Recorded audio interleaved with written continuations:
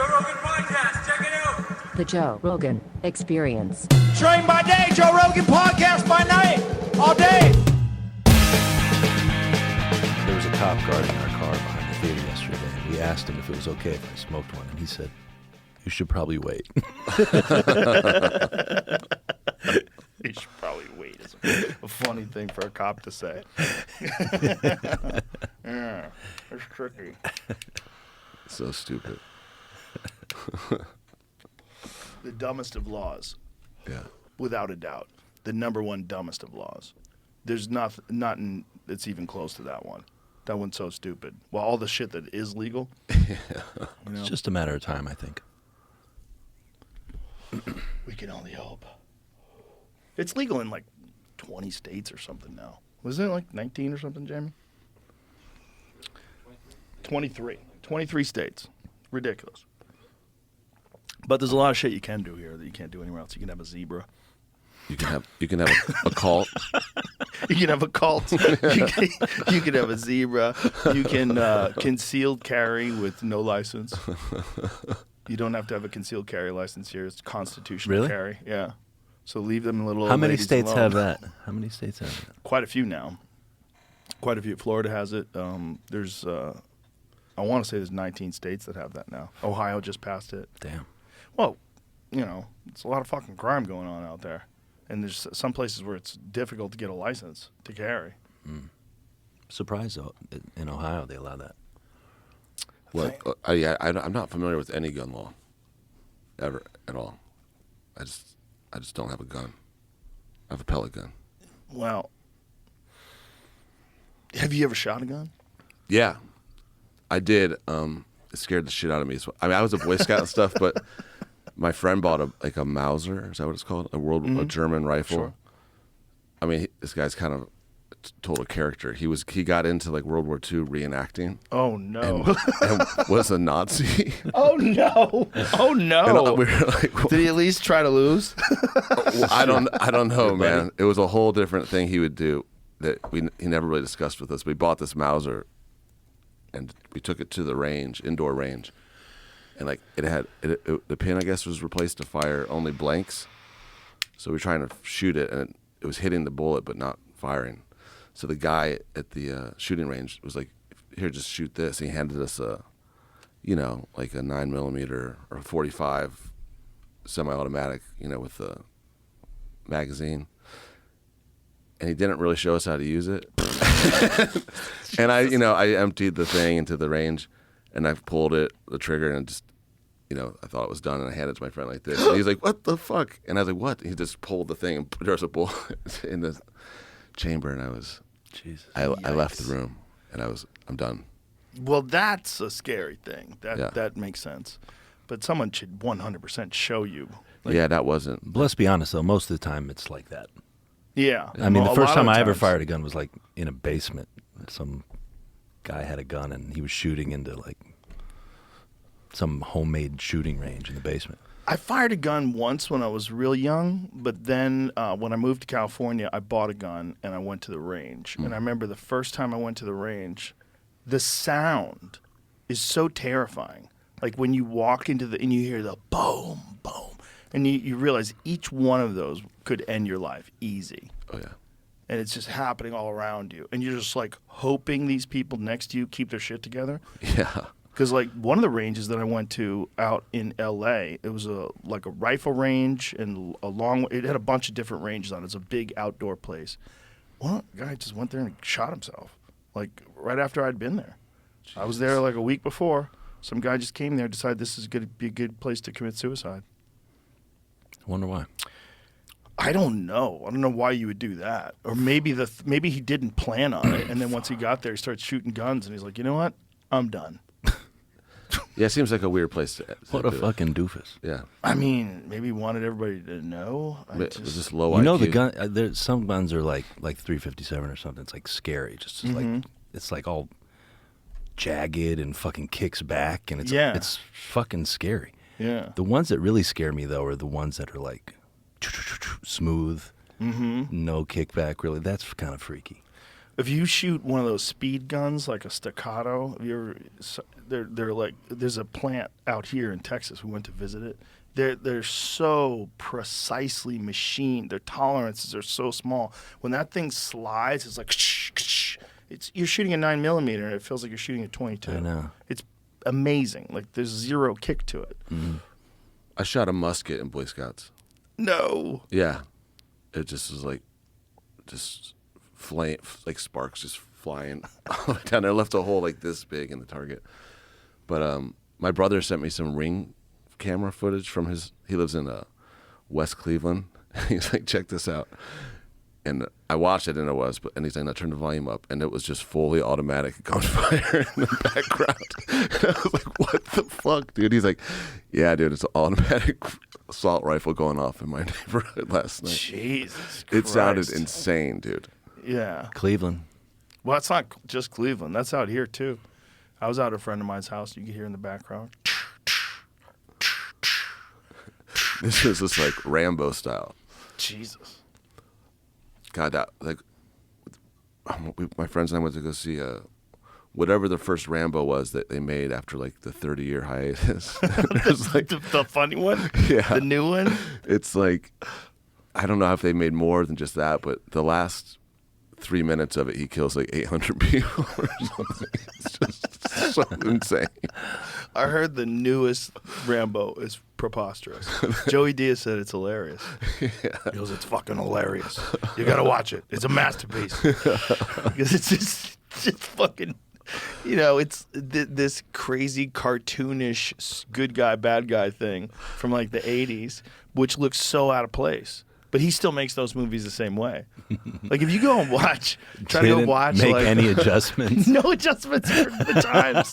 No evolution. If you go back and watch like those old movies, they're so ridiculous. Go watch Red Dawn. That would be like if we made the exact same record right now that we did in the first record. Yeah, but the problem is like movies are different than music because some old music is dope as fuck, right?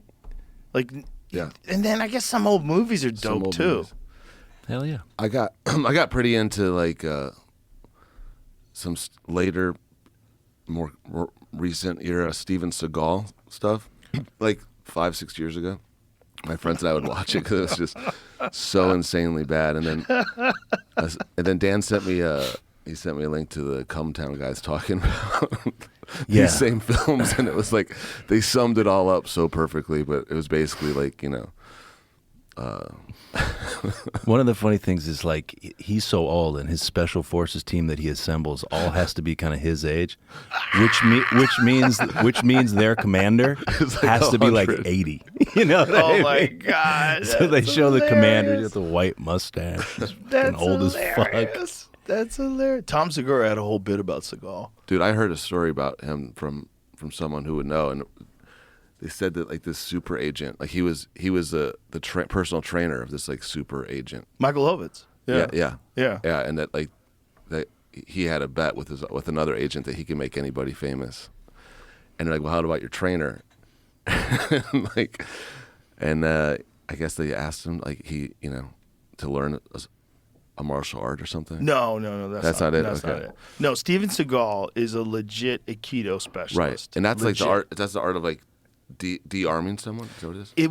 It was invented for samurai to fight against someone with a sword. Right. So it's all about like a redistribution of energy. It's all about I commit to you, right, and then you throw me to the ground.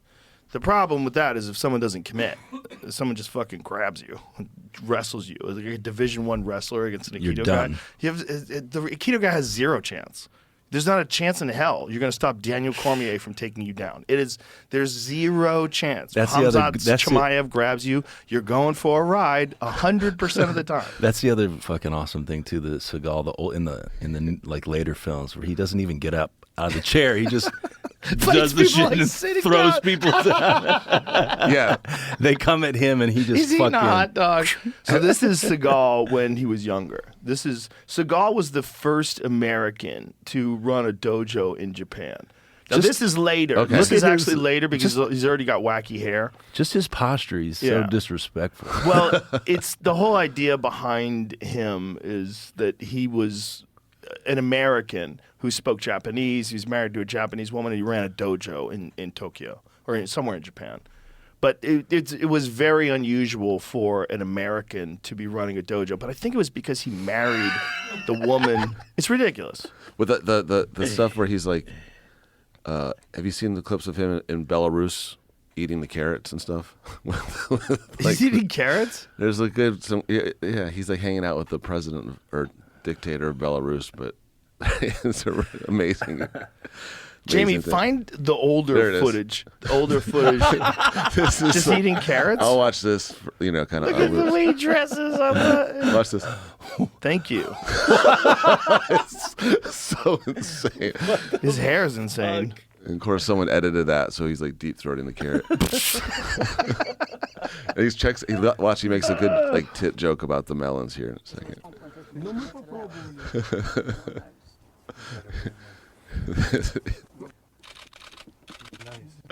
That's nice. That's the weird thing about like old actors that like are kind of at the end of the journey and they start appearing in foreign countries and meeting people. I want to meet Steven Seagal. Bring him to me.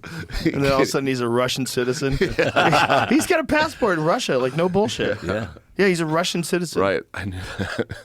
Mr. Putin's always been amazing to me. There's a weird thing with this. So this is him when he was young. So this is before the movie days. This is him teaching Aikido. This is cool. This is much better, right? But it's also not real. Yeah. Like that shit doesn't work.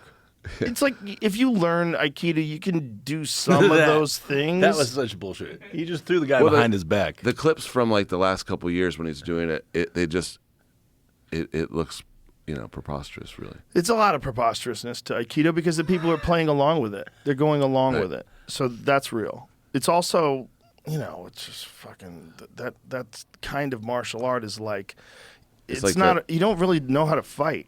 It's like learning a language, but you only learn like conjunctions. You only learn like ands and buts and thee, and you learn a couple of vowels. So it's how we speak Spanish.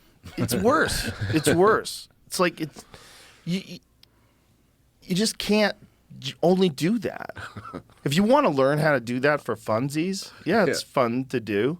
But don't think that this is going to really work. There's shit that they didn't know. They just fucking didn't know. Worked for him. Well, it would work if someone had a sword. The thing is, like the Japanese samurai, they knew how to fight.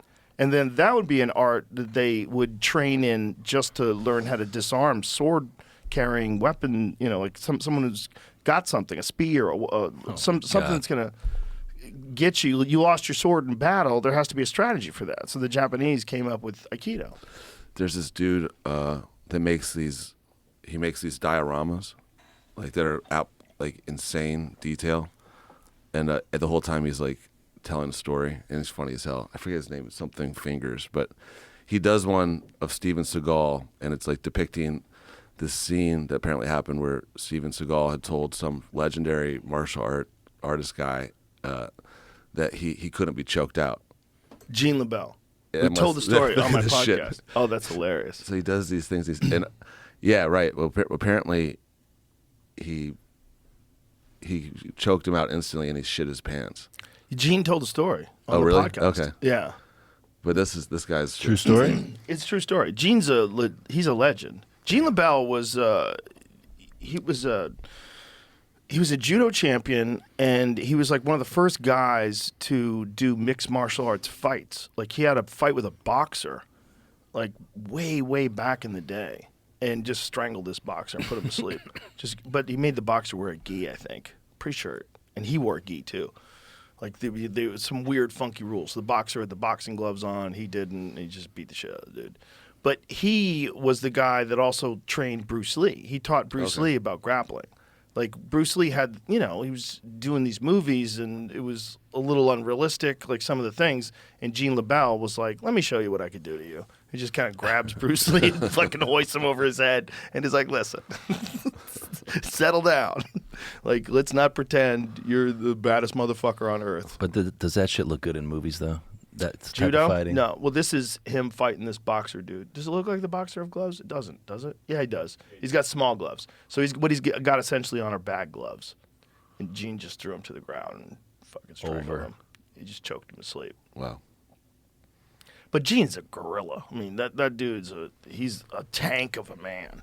You know, even as an old man, some dudes in his neighborhood were fucking with someone's car. And he said, hey, get the fuck out of here. And they were like, fuck you, old man. He's like, okay. He just beat the shit out of the three of them. It was like at least two guys. I don't remember the entire story, but some poor fucking idiot wound up messing with literally the wrong old man. The one wrong old guy to fuck with. I hope I didn't fuck that story up. But he's the guy that choked Seagal out. So Seagal was like claiming that he couldn't be choked. And his move was when you put the rear naked choke on, he hits you in the balls. And the idea that you're going to do that to Gene LaBelle. Like, you don't think he's been hit in the balls before? Getting hit in the balls sucks, but it doesn't like knock you out. It just sucks. Like you makes your grip even harder around the neck. And you also have like a 3-second window before it really sucks. Jeez. You know, like the delayed reaction of getting kicked in the balls. You know, there's that weird moment where you get hit. You're like, oh no, here it comes. Ugh! And by the time Gene's already put you to sleep. I never got fully kicked there. Never? Only like grazed. Have you ever kicked in the balls? Yeah. I mean, I've got 3 brothers, so there's a lot of ball kicking. Dude, I just realized what your shirt says. Oh, yeah. Harvard University with a photo of the Unabomber. Yeah. My God. My friend Brendan makes these.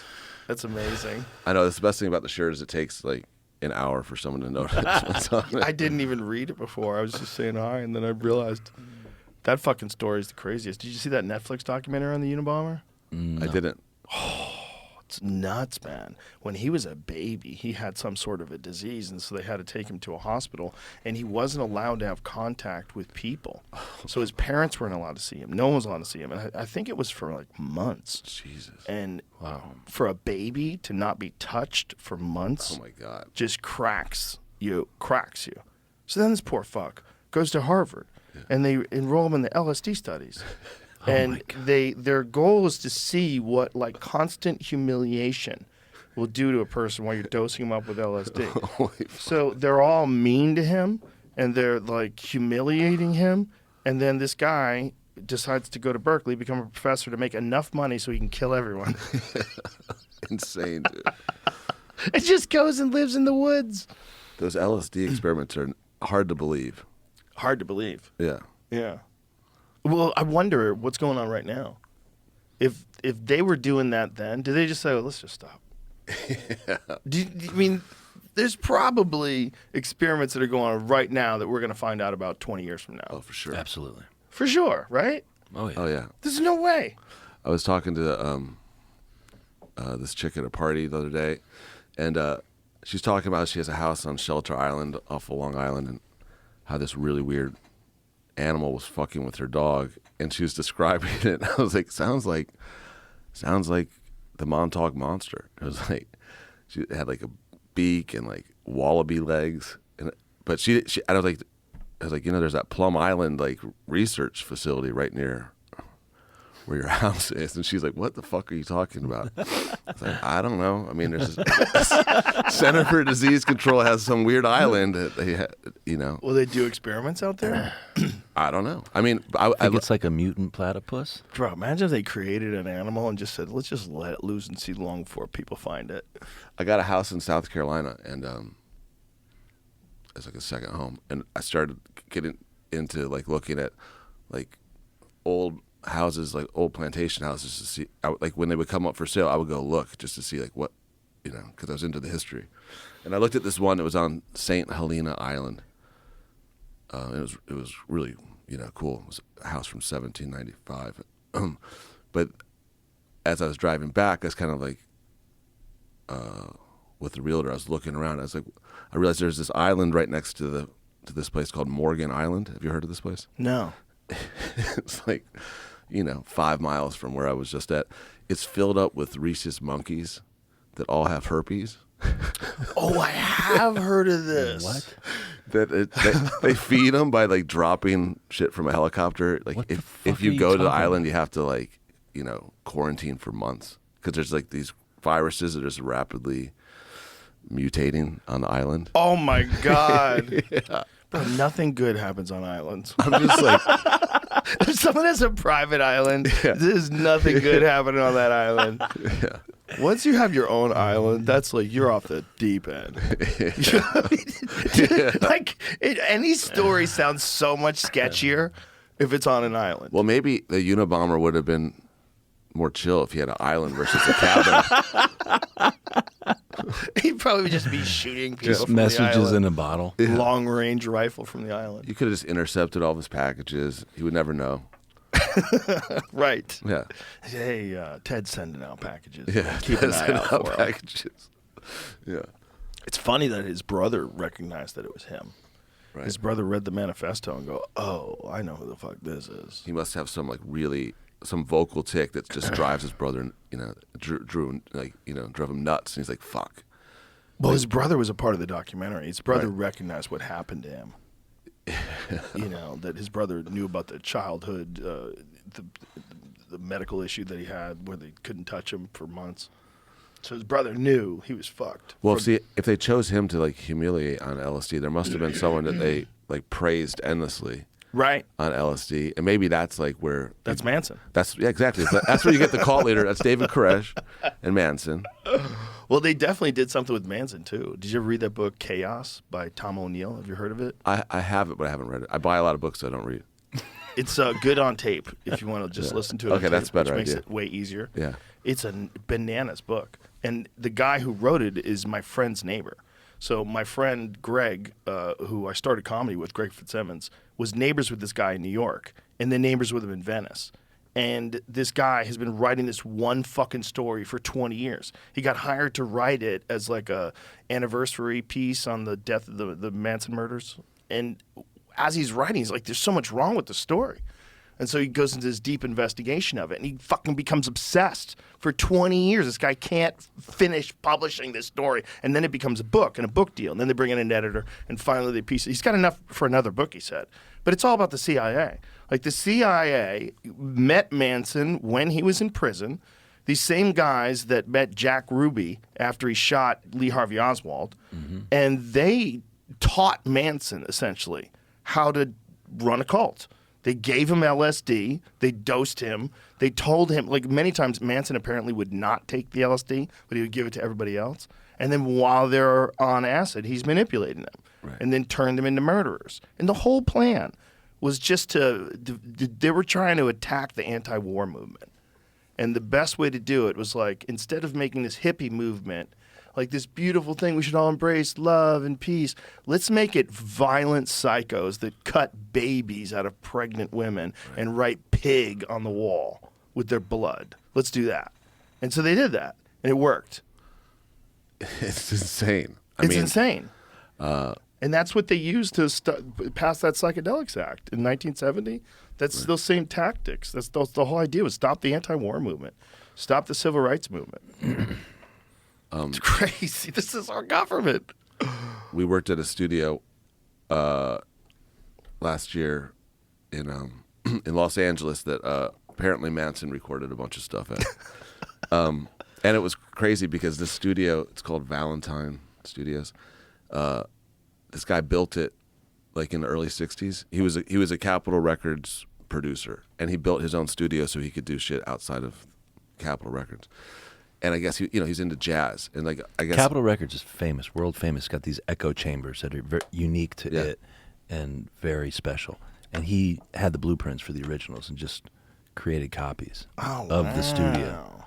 And apparently, like as the music scene turned more to rock, like the guy just got completely fed up with because he was used to like cutting 4 songs in a day, and now they've got like a bunch of stoners working on like one guitar solo for 8 hours.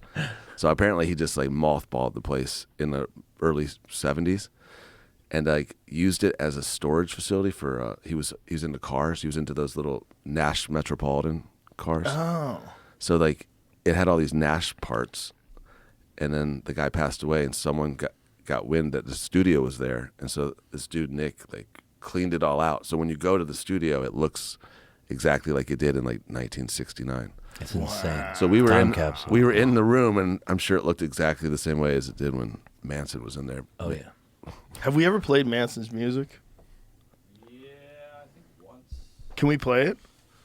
Would that be a problem with Spotify? There's no way that someone owns a copyright to Manson's 100% music. someone owns copyright. That's definitely what you would own a copyright to. Did Guns N' Roses did they put a cover of one of his songs on a Spaghetti Incident album? Did they? I don't know. I think they might have. I know that a lot of punk rock guys became millionaires because of that, because it's all punk covers. No shit. They funded the retirement fund for a lot of punk guys. Charles Manson, Guns N' Roses. Yeah, I don't care about you. Wow. that would have generated.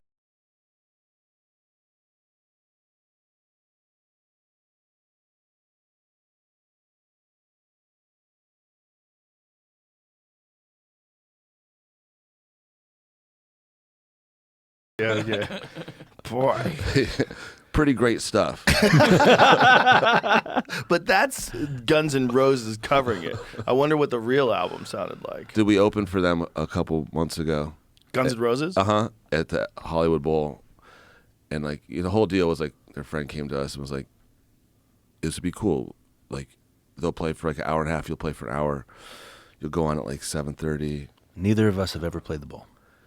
Yeah, so it was perfect. Then we fly away to LA, and we get like our set time is 6 p.m. Like literally, we're playing to like a dude in the front eating a hot dog. Like, this is so insane. And then they played for 3 hours. And they played for 3 hours. But the craziest part of the whole thing was that I lit a cigarette up backstage, and there was no smoking. There was a smoking ban. They're like, the smoke's going into the Slash's thing. So I thought it was funny. The guy that's like known for the cigarette hanging out of his mouth. It's like absolutely no smoking around here. But did he quit and then like I now don't know. he's got this thing? I don't know. We didn't get to meet them. You didn't meet them? No. What? I know, it was weird. That's crazy. I know. I met Axl Rose in a restaurant in Greece, just randomly. I was eating at this restaurant, and my friend comes by and goes, "That fucking Axl Rose is sitting over there." I'm like, "Shit, we're gonna have to walk by him." It's that weird thing where you say hi to someone, you don't know if they know who you are, but luckily he did, and then he invited me to the show. I'm sure he's a cool guy. He's a cool guy. I met him one time. He's real cool. He's very cool, but he gets bothered a lot. So like, I was worried that I was gonna bother him, because my friend had bothered him already. And my friend got shooed. We were at a restaurant this past summer in Madrid. We were playing a festival, and we Should we just pick this random restaurant for lunch? It was like 5 o'clock, and we got sat next to Flea and John Frusciante, and we were listening. Wow. Right next to their table. Right next to them, and I was like, should we? They were sitting there having like the most nerdy conversation. Like, if you augment the seventh, and we were just like, kind of like, whoa, my God, they are just such nerds. But I was like, I'm gonna go say what's up. I went over and I shook Flea's hand, and then I went to go shake John Frusciante's hand. He's like, I don't do that. And then Flea was like, excuse me, I'm gonna go wash my hands. What? And they're like, we're germaphobes, and I was like, aren't these guys like legendary like Freaks. ex-heroin? Yeah. What? Yeah. Germaphobes. They don't shake hands? No. That always weirds me out. Like the Howie Mandel thing. He weirds me out. Does he bump Knuckles still? I don't even know if he bumps Knuckles. For a while, he was I've like, seen it. I think maybe he bumps Knuckles. I told him, I go, next time I see you, motherfucker, I'm going to hug you. You're not going to be able to stop me. I'm going to hug you. This is ridiculous. Maybe we need to invent a new form of greeting each other. Well, the handshake is fine. It's a good one. You know why it's good? Because if you hang on too long, it's weird. Yeah. That's why it's good. Because it's like an intimate gesture. There's a gesture. We're touching skin, but only for a little bit. Because if a handshake for too long gets odd. Yeah. It I gets like a little odd. how Trump does the thing where he just pulls everybody. Dude, he in. got me. Did. That motherfucker got me. Let me tell you something. I was ready for it the first time. First time I met him, first of all, he has normal size hands. I have big hands. He has regular size hands. He's a big guy. So I was ready. I knew I was going to meet him. First time I met him, he came Power over, just put stance. his hands on my shoulders. Said, you do a great job. But I was sitting. So this time I actually stood up. We made eye contact. I said, how you doing, sir? I shook his hand. I'm like, oh, I know he's about to do. So I fucking anchored myself. I'm like, not today, Core son. strength. Not today. Would you give me a nice pull? And I'm like, but we're hanging on for a while. So then the next time I met him, he was at a UFC as well. Did he and try to pull? Dude, I'll tell you what happened. Okay. I'm sitting down, and he looks at me, and he goes like this, and he gets up, starts walking towards me, and I get up, and I reach over with my hand, and he gets, and I'm over a table.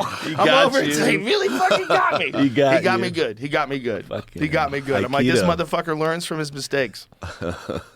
He got me. He used your energy against you. Here it goes. Is this the time where he gets me? Yeah, I don't know. Let me see. No, this is the time he tried. He tried to get me. He's hanging on for a while, see. Look Look at you, dude. You're shaking a I'm little bit. anchored. You're I'm anchored, shaking bro. a Well, little I'm bit. resisting. There's a lot going on there. You know who got mad at me? Jack White. Got mad at me that I shook Trump's hand. I'm like, stop crying. Settle down and stop crying. You think that's would you okay if I shook Biden's hand? Are you paying attention? You might crush his fucking fingers. He'd try to get you, though, with those fucking bony old broomstick hands. Oh, I'll tell you right, when I was younger, I fucking shook the shit out of your hand. Just come up behind you and sniff your head. Bro, I'd love the gaslighting. There's this one guy that I follow on Instagram. I only follow for gaslighting.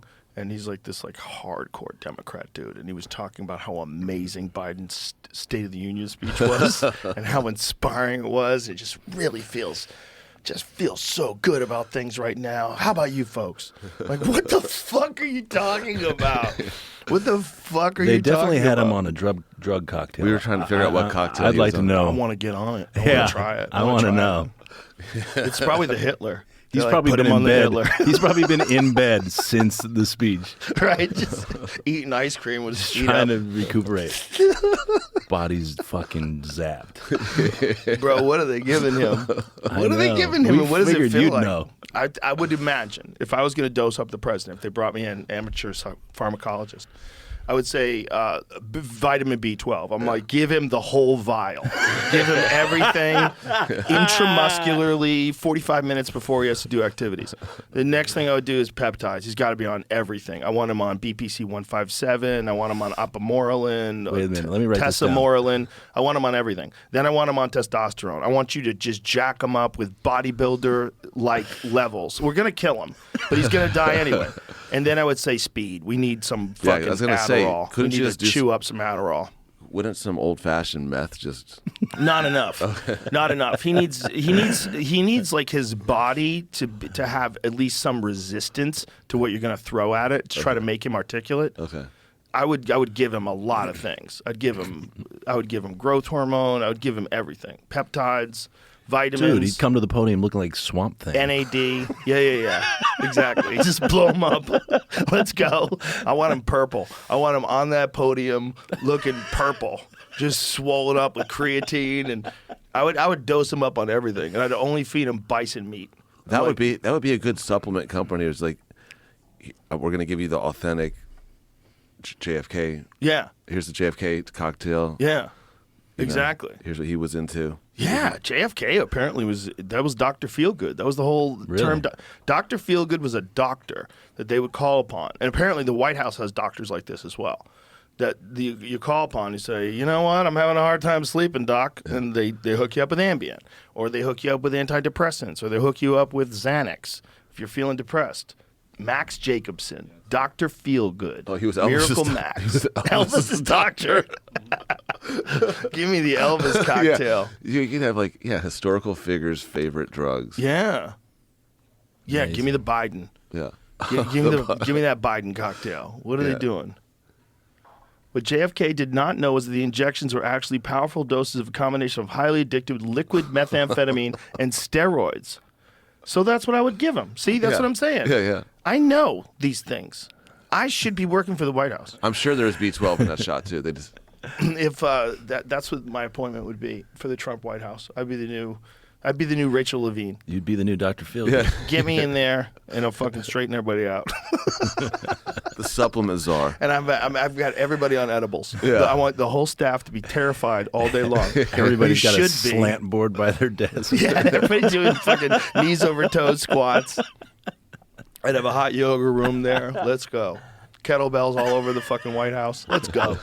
Let's go, kids. Big fucking on it banner. Yeah. Teach them Between all the archery. columns. Everybody's drinking Kill Cliffs. Let's go. Yeah. What's it? Okay, proclaimed, I don't care if it's horse piss, it works. He had some severe bouts of back pain, apparently. He has like some really, really serious fucking disease. What's He this treated about Mickey Mantle? Mantle? Too, huh? Mickey Mantle. For a case of the flu. Oh, you get the flu? Let me give you some heroin. Injection into Mantle's hip caused severe abscessing septic infection at the injection site that hospitalized Mantle and threatened his career. But that's just staph. That can happen because it was just bad medical advice. That has nothing to do with what he gave him. What did he give him? Improper practices. So this guy was just a wild dude. There's a book called Dead Doctors Don't Lie, and it's by a guy who advocates mineral supplementation. He's like, we do it with animals. We do it and he was saying that so many diseases that people are getting is a result of your diet. And he goes, you need to pay attention to doctors and how they live their lives. These guys that are telling you, you need to do this, you need to take this, you need to take this medication, this. They're all in cahoots with the pharmaceutical drug companies, and they're all super unhealthy. And a lot of them are addicted, not all, but this is what this guy was saying. A lot of them are addicted to drugs. And so he tells a story about this guy who is in the middle of surgery, and he goes to go do coke, and he has an overdose and dies. This guy's dead in the middle of surgery because they were so cranked up. Because they could give themselves whatever the fuck they wanted. So these guys would all take whatever they wanted. Man. Yeah, you got to be careful. If the person telling you how to be healthy is a fat slob, not good, and it's really common. It's really common at doctors' offices to like see a bunch of unhealthy nurses. Doctors used to smoke. They used to be in there with a fucking cigarette. My dad walked into a door in the middle of the night in like the mid-'70s, broke his nose, and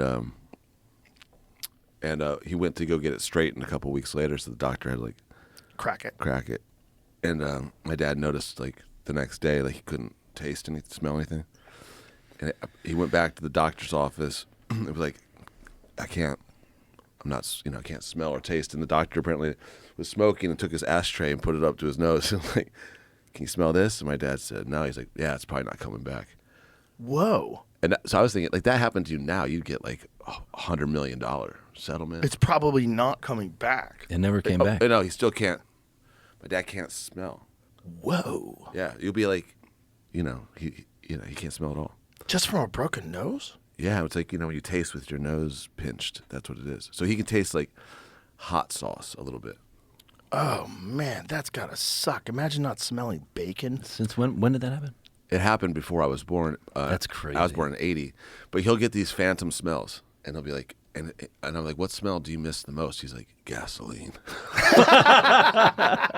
I love the smell of gas. And I was like, I used to love the smell. I used to love that. Well, I was a gearhead when I was a kid. I've got a barn with the motorcycles, and that's the first thing my son says. He's smell 8 years of old. gasoline? As soon as he gets in, he's like, oh, my favorite smell. Kids love the smell of What gas. is it? What is They it? love markers, too. The huff Like that Sharpie. stuff. They do. Have you ever seen the photos of all the people that have been arrested for huffing? It's amazing. There's Oh, like yeah, a with, like, the compilation. ring. They all have fucking silver all over their face. Yeah. It's kind of lost popularity, that huffing, I feel. Well, a lot of the proponents have died off. Look at these fucking guys. Just everyone busted for huffing. Dude. I think that one guy got busted a ton of times. Wow, they all kind of have a little sparkle in their eye. That guy's been busted, I believe, more than once for huffing. Dude. Oh, my God. It's just fucking so silly. You know those guys that stand on the corner in like the painted suits, like the gold suits? They just look like they were just blowing those dudes. Well, those dudes, how toxic must that shit be? You put that shit on your body all day, let silver paint? By the way, what a stupid fucking thing to do with your time. Yeah, not a good one. Look at this guy. Wow. Yeah, dumbass way to spend your day. Pretending to be a robot. Didn't someone on like the set of like a Bond film die from being painted all in gold? Really? I think so, in the 60s. Like, yeah. Like, Urban legend. I mean, it's urban legend, but I think that might be true. The internet kind of fucked up urban legend. It definitely did. Yeah. There was one that someone sent me about Einstein's chauffeur being smarter than him. Yeah, that I'm was like, going around yesterday. No. I sent him the fucking articles, disprove that. I'm like, stop. Yeah. That's not true. Yeah. Here it is. Goldfinger and the myth of Bond girl's death. It's a myth. It's just good marketing, What was baby. the whole idea that she was she supposed to be a gold human? Was she an alien? What was she? I don't know. Those movies kind of blow. I mean, They were suck. really they're into really boring. painting. They were really into painting naked women's bodies in the '60s in movies. Yeah? Oh yeah. Well, that's the weird hack for hoes that you can It go was out art. in public with your titties painted. Like you could like a lot of gals will use that as an excuse to walk around topless, like for Halloween. yeah, it's probably a way to avoid censors back then. You paint them rather than show it. Yeah. Probably, yeah. Censors. So that's not true, huh? Fuck. It would have been a fun one. Yeah, it's weird when you start finding these things out. You've just been living a lie. Have you guys heard of that? Those ladies that used to paint loom on watches. They used to. Oh, yeah. What is it called? Radium girls. And Yeah, they would lick their paintbrush, and they all got horrible cancer. Their Oh, my faces had God. rotten holes in it. Their jaws fell off. Terrifying shit.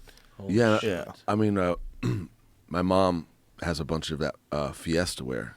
We used to eat off that all the time. Apparently, the red is like highly radioactive. It's true. Really? Yeah, because they were using uranium, and then they started using depleted uranium. Oh later. God! But it's like, yeah. Apparently. Did you get any superpowers? No, I'm just. Nobody gets superpowers. Dude, my brother gave me my brother, the same one that sent me. He does have a superpower. He can guess people's birthdays. Is that? I mean, it's not really a superpower. It's just It's pretty. How good are you? I can guess within 3 years. I think for Anyone. Oh, within 3 years. yeah, Oh, so you're guessing their age? Yeah. but I can do historical figures. I don't really know who they are. I mean, it's not 100%, but I've been pretty close. With their birth date? No, like their year. The birth year. Okay. No. What year was I born? –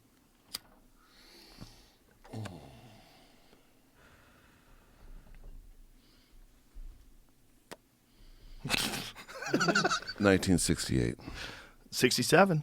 Pretty close. Yeah, Just name anybody else. Okay. Marlon Brando. that's good.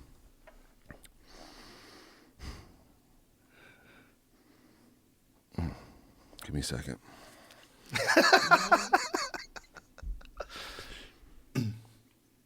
$1922. Oh, within 3 years. Wow. God damn, 24. Wow. Fuck do you do that? That's pretty impressive. Let's just keep it 100% accuracy. I don't. Do we made our new record collaborating with people. And one of the guys on our list that we wanted to work with was Noel Gallagher from Oasis. So we kept reaching out to him and seeing like if he would be up for it, and we kept hearing back that he doesn't really do that. And I remembered that my neighbor who I golf with used to be Oasis's agent. So I asked him if he could like reach out, and through that we heard back that Noel would be up for recording with us if we went to London. So we flew all the way to London and rented this small little studio. And we barely knew Noel. We've met him briefly, but we went in there with no song and sat down with him, and within a couple hours, we had a song written and recorded. Wow. And we did it 3 days in a row, and we had 4 days booked. And after the first day, we were like, we got what we need. It'd be cool if we got more. But The rest will be gravy, but we got what we need. We Paid got for it. the trip. And we got the the second day we got On the Game, and the third day we got a song called Only Love Matters. But the fourth day we showed up and we're like, we are not fucking pressing it. Like we went 3 for 3, but we're not gonna. Let's not push our luck. Let's not fuck this up. So we just spent the whole day just bullshitting with him. But yeah, that's like the same with this. I don't want to guest another birthday. I don't want to fail. Yeah, I got it. Yeah, you've been rock solid so far this show. That On the Game the fucking album is amazing. It's so good, dude. It's so good. Thanks, man. And thank you for letting me listen to it early. I played it for everybody in the green room. And people are like, "Oh shit, Cool." It's so good, dude. It's so good. It was so On much. the Game is. I told you, I find myself singing that. Like when I see people out trying to hook up in bars, everybody's on the game. It's fucking great. That was such an amazing feeling being in the room with him. We cut it in this studio called Toe Rag, and the live room is this size, like this room. Wow. So Pat's drum kit's here, little keyboard here, I'm right there, and Noel's right there. We're just in a circle. Wow. And, what you hear on the record is the take we did. Wow. It was like the second or third time we got through the song without fucking it up. Yeah. Wow. It's amazing that you guys can put together a song. It is the best feeling. It's so addictive. It's the most addictive thing ever. It's got to be. Being able to get in the studio and make something out of nothing like The that. fact that you guys can do that in 4 hours is just insane. That was the thing. Ever since we met, we've been able to do that. Ever since the first fucking time we got in a room together. He had a 4-track, and it instantly sounded fucking fun and cool. It was, and it's like, hearing that and then getting that feeling has been like, feels like the driving force of my life. You guys are like one of my favorite origin stories for bands. Just like the way you guys work together, the way it works, that you've known each other forever. It's just, the whole thing is awesome. It's just what everybody hopes for, an origin story for a cool band that you like. We've got this doc that's coming out at some point that is cool. We premiered it last night, but it was cool, all the footage that the director found of because we weren't taking photos and stuff back in the day, but to see all the photos from 20 some years ago. Yeah, stuff I didn't even know existed. Some of the shit I didn't even remember at all. Yeah. And there's video of it. It's crazy. Wow. The cool thing about On the Game, we got everything but the lyrics, but the melody was there, and that we kind of made a point with making this album that for the first time we were going to I guess kind of do it, do it the way that maybe bands used to do it in the 70s, I guess. We were going to stay at the nicest hotels, the funnest hotels, most fun hotels. We were going to have fun. So when we were out in London, we were staying at the Chiltern Firehouse, just kind of partying every single night, and then dragging ourselves to the studio. One night, Noel was hanging out with us, and he was pointing to some girl at the bar, and he's like, "Oh, she's for sure on the game." And we were like, "We've been to England, 50 times, but we'd never heard that expression." And we're like, "What's that?" He's like, "Oh, she's a working girl. She's probably, she's probably a prostitute." Which checks out, I think. There were a lot there. But then Dan was like, yeah, everybody here's on the game. But making this record was so much fun. How can you tell if someone's a prostitute? I was in Miami, and my friend was like, there were so many prostitutes at that hotel. I go, how do you know? Yeah. This is Miami. There are a lot of gals dressed like hookers here. Yeah, it's kind of incriminating if you know. How do you know? Dude, we played this show once a long time ago in Portland, Oregon, and there's a band playing with us, and they were older than us.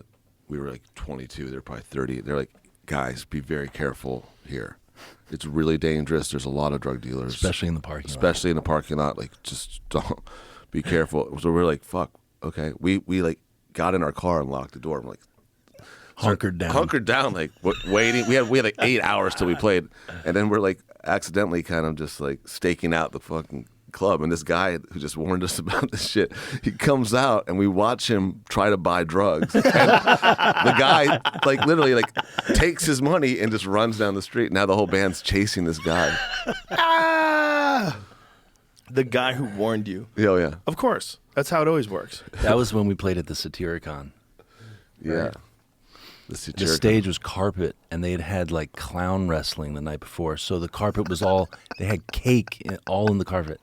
Just remember, it's like, It was a total. and there's nobody there. Absolutely nobody there. No one. In fact, the only Two people walked in, and then they left. They walked in. They were like, "Got the fuck out of there." That's apparently where. I guess that's where Kurt Cobain met Courtney Love. Was at that club. Wow. Yeah, it's no longer there, but it had been there since the '60s. Cream had played there. Back in the day. Nuts. Yeah. That is fucking nuts. Yeah, we saw it on its way out. Cream played a place that tiny? Yeah. Doesn't even make sense. I know. Wouldn't they have been huge by the time they came over? I mean, it's surprising that the size venues certain people were playing. Like Hendrix used to play the Felt Forum. We a don't lot. need to look it up. Hendrix used to play the Whiskey. Yeah, I mean, like Hendrix would play the Felt Forum or something as Band of Gypsies. That's only a couple thousand seats. When Phil Hartman was a kid, he was like, I think he was like 18. He was working at the Whiskey as like a stagehand, and he had to keep his hands on the speaker that was on the stage because it was like a little kind of rockety, and Hendrix was playing right in front of him. He's like, he was 18 years old. He's like, Hendrix is literally standing in front of me playing. Oh, shit. That's incredible. He did a bunch of album covers, right? Yeah, Hartman did a bunch. We have one of them framed out here. Oh, really? He was Yeah. so fucking funny. Oh, my Oh, God. he's such a good dude, What too, a man. horrible way to go. Man, and although I Actually- never saw that coming. Actually, honestly, I mean, he was asleep, so. He was Yeah. asleep? Yeah, horrible that he went, but Well, horrible, period. The whole story's horrible. It's insane. My friend who's a cop, I had gotten over it, and I was getting ready to do stand-up again. I would be like, I took a couple weeks off. I was like, there's no way I can be funny. It's just like, it's not possible. And then I decided to go to the Comedy Store. I'm like, I got to get back in there. I just got to live on with my life. And so I'm in the gas station getting gas, and my friend pulls up, who's a cop. I knew him from jiu-jitsu. And I'm like, I go, what's up, man? What are you doing? And he goes, dude, he goes, I'm really sorry about your friend. He goes, I was on that. I go, you were there? He goes, listen, the mother took the children into the bathroom, and she had a gun. And that's when they decided to break down the door because they knew that she was going to shoot the kids and shoot herself. And the cop broke down the door, and the kids ran from their mother. And then their mother blows her brains out. Jesus. While my friend was there. that was Phil Hartman's wife. That was Phil Hartman's wife. Yeah, I heard she shot him in the head, in the throat, and in the chest. Well, she was on Zoloft and apparently cocaine. And they won some sort of a settlement with Zoloft. Apparently, when you mix Zoloft with cocaine, it's not good. So this is a supplement. This is a cocktail that you don't want to. You don't want that one. You don't want that You don't one. want the Bryn Hartman. No. Yeah. It's yeah, but so I went on stage and ate shit. Oh my God. I mean, boy, did I eat shit. I mean, there was nothing funny coming out of my mouth. I was so can imagine. depressed. I shouldn't have done the set. I was so depressed. I just was like hearing that story. It just like bouncing around. Were you in my talking head. about that at all? I Or did were you talk, just I trying did to talk do about your it set? briefly. I did because I couldn't get over it. I just was so fucked up by it. You didn't have any jokes together yet about it. No, I never did. I never could. I mean, there's nothing there. I wonder how you could sue a pharmaceutical company because you had an adverse reaction from mixing it with an illegal substance. I don't know. I think they probably just paid some money just for everybody to shut the fuck up. Yeah. That's probably what they do. Yeah. You can't blame someone for taking something illegally with your drug when it probably specifically says don't do that. Yeah. But maybe they didn't know don't do that or you might fucking shoot someone in their sleep. But I mean, that lady was mean. You know, it was particularly hard for me because I was trying to get him to break up with her like, multiple times. He had left I told him to get divorced. I'll never forget this. I said, dude, just give her half. Just give her half and get out. You're always going to make more money. Just get out, man. Yeah. And he said, it's not half. He goes, it's 2/3. The fucking lawyers get 1/3. It's a goddamn scam. You know, and he was just, but he was also freaking out about his image because he was a family guy, and you know, he didn't want to get divorced. He wanted to like keep everything intact. So he would keep making up with her, and she would like insult him in public. It was ugly, man. It was ugly. Yeah, it's crazy when people that you think are like so big and powerful are like being abused by their partner. It's common. I know. It's common. I know it is. It's so strange. There's Why guys is that? you would never expect, and they just get ran over in their house. What is that? I don't know, man. I think it has probably something to do with your childhood. Probably has something to do with what you've accepted in terms of like what a relationship is, the kind of relationships you have. I am with your talking about friends. us. No, bro, it can happen. How much humiliation you've gotten while on LSD? Yeah. I think it evolves over time too, right? Like some people, they get together with someone and then over time someone starts being a cunt, the guy or the girl. And it's just like, you know, people change, and if you're stuck with that person, and especially if you have kids with that person, Right. like Phil did, it's like, what do you do? How do you resolve this? How old were those kids when that happened? They were very young. Oh my God. Yeah, it was horrible. Divorce in California is hard. Sounds brutal.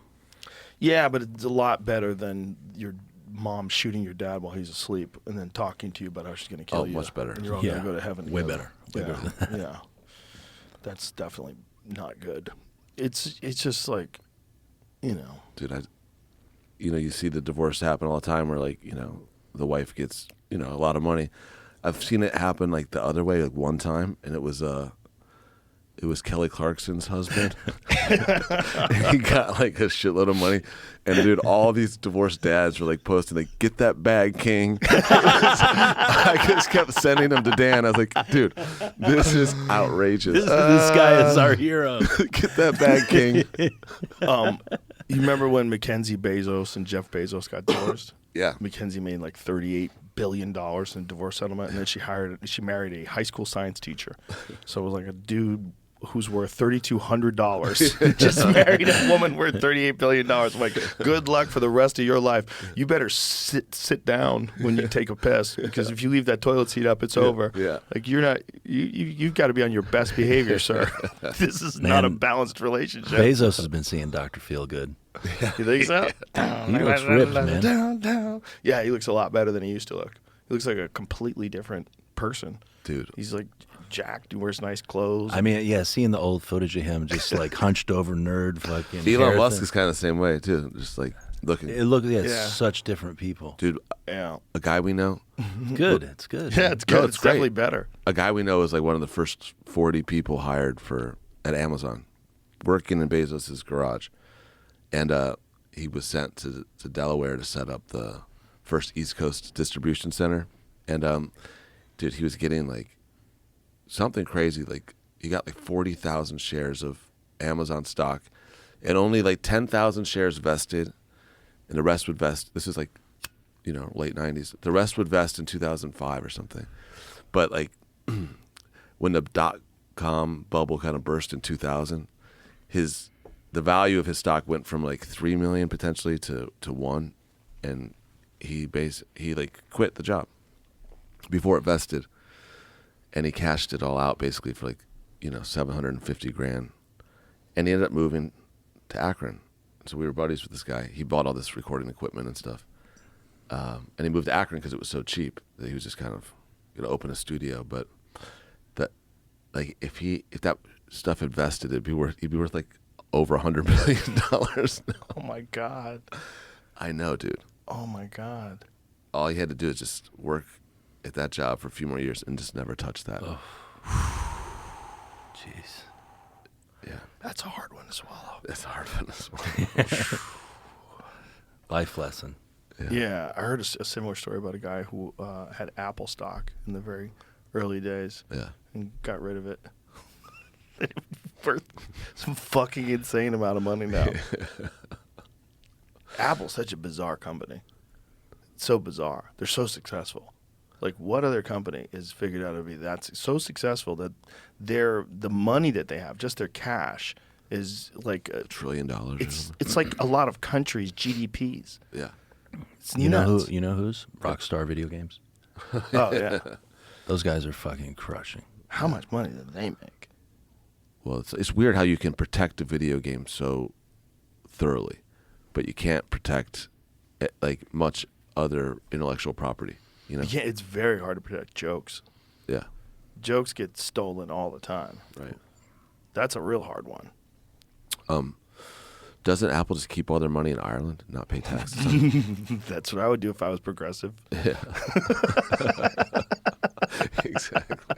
That's what I would do. I'd talk about diversity and equity, and then I'd fucking send all my money to some offshore account. Yeah. The fuck out of here. You don't get none of this. I'm the one who made the iPhone, you fucks. Mine! Give me it all. Well, wasn't Jobs was a LSD guy, too? Didn't he come up with the idea for Apple when he was on LSD?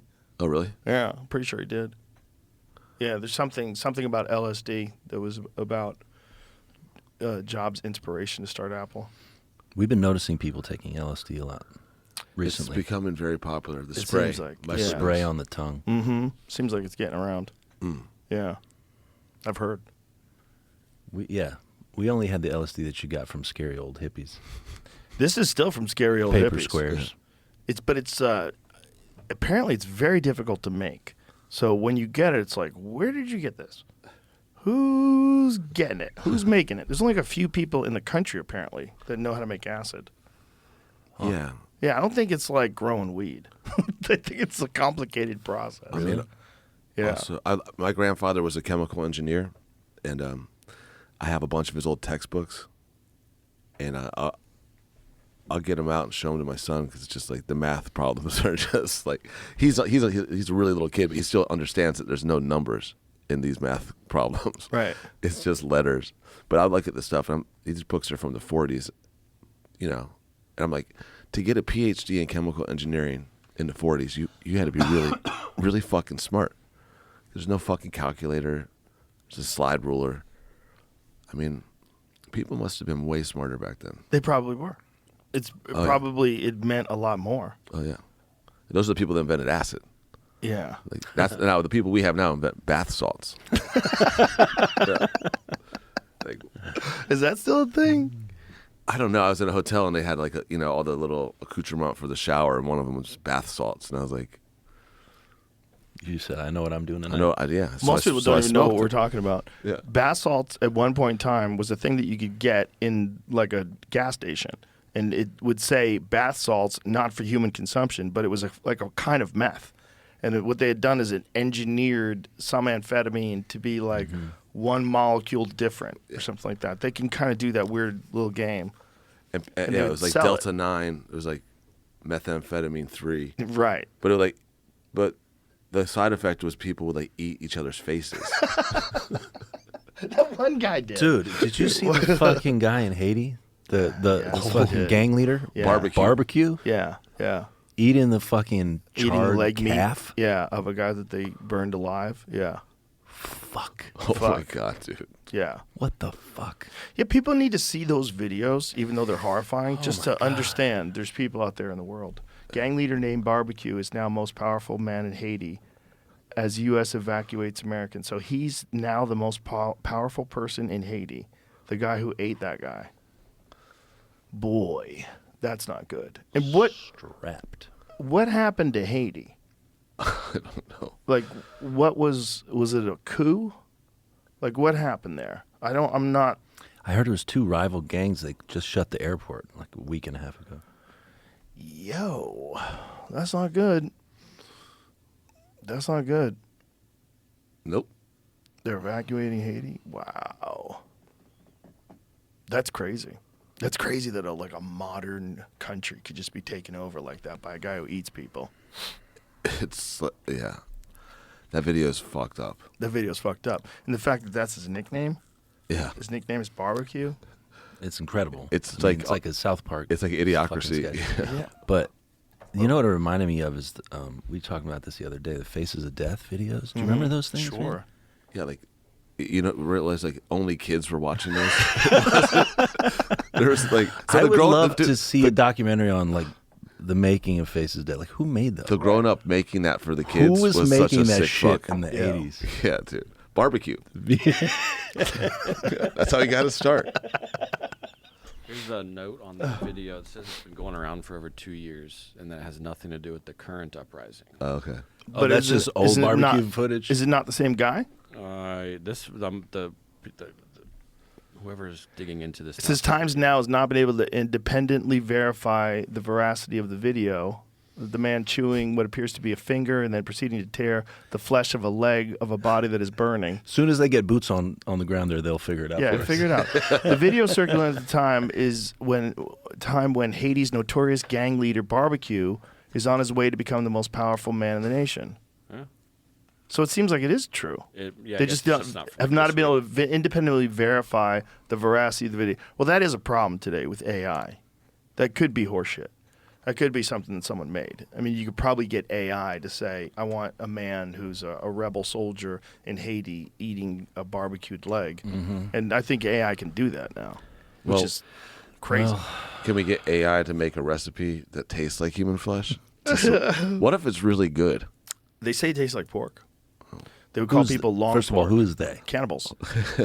They would call humans long pork. Long pigs. Yeah, long pigs. pigs. That's Yeah. right. Yeah. That's what Jesse Ventura, he's always talking about long pig. Now, what's his face? That comedian who does the Jesse Ventura impersonation. It's just Will outrageous. Sasso? Oh my Yeah. god! Yeah, it's amazing. I watched that right? for hours. His impression. It's He dead always on. talks about long pig. He does the head bobble too. He's like, Will Sasso's That is amazing. dude, Genius, it's so man. funny, man. It's so good. Yeah, it's amazing. Yeah. Yeah, Jesse Ventura. He's a fucking interesting character. He lives in Mexico now. What's his cocktail? Because he seems like he's not good. He's got Parkinson's. I Oh, believe. okay. You know, Shit. when you're a pro wrestler and you're getting slammed around a lot, like there's a high likelihood you're gonna have severe brain trauma. Like those guys are getting beat up all the time. And back then they didn't know. They didn't even know that you're getting CTE from that. He went on the Theo Vaughn podcast, and like Theo gives like a disclaimer at the beginning, like this is like the worst interview that's ever been done. Really? Because I couldn't get a word in edgewise. He's like, just know that I know that. But if you watch it, it's an hour and a half of just him just going, no break. Really? It's incredible. So he just talks. He just talks and just like it's like this. Minnesota. What is he talking about? Everything, like rock and roll. It's like he just doesn't stop. There's no questions. Really? Yeah, it's kind of crazy. How weird. It's worth watching. I wonder if he knew who Theo was.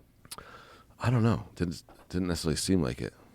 I did a podcast with him a long time ago, and he was fine. Yeah. He was interesting.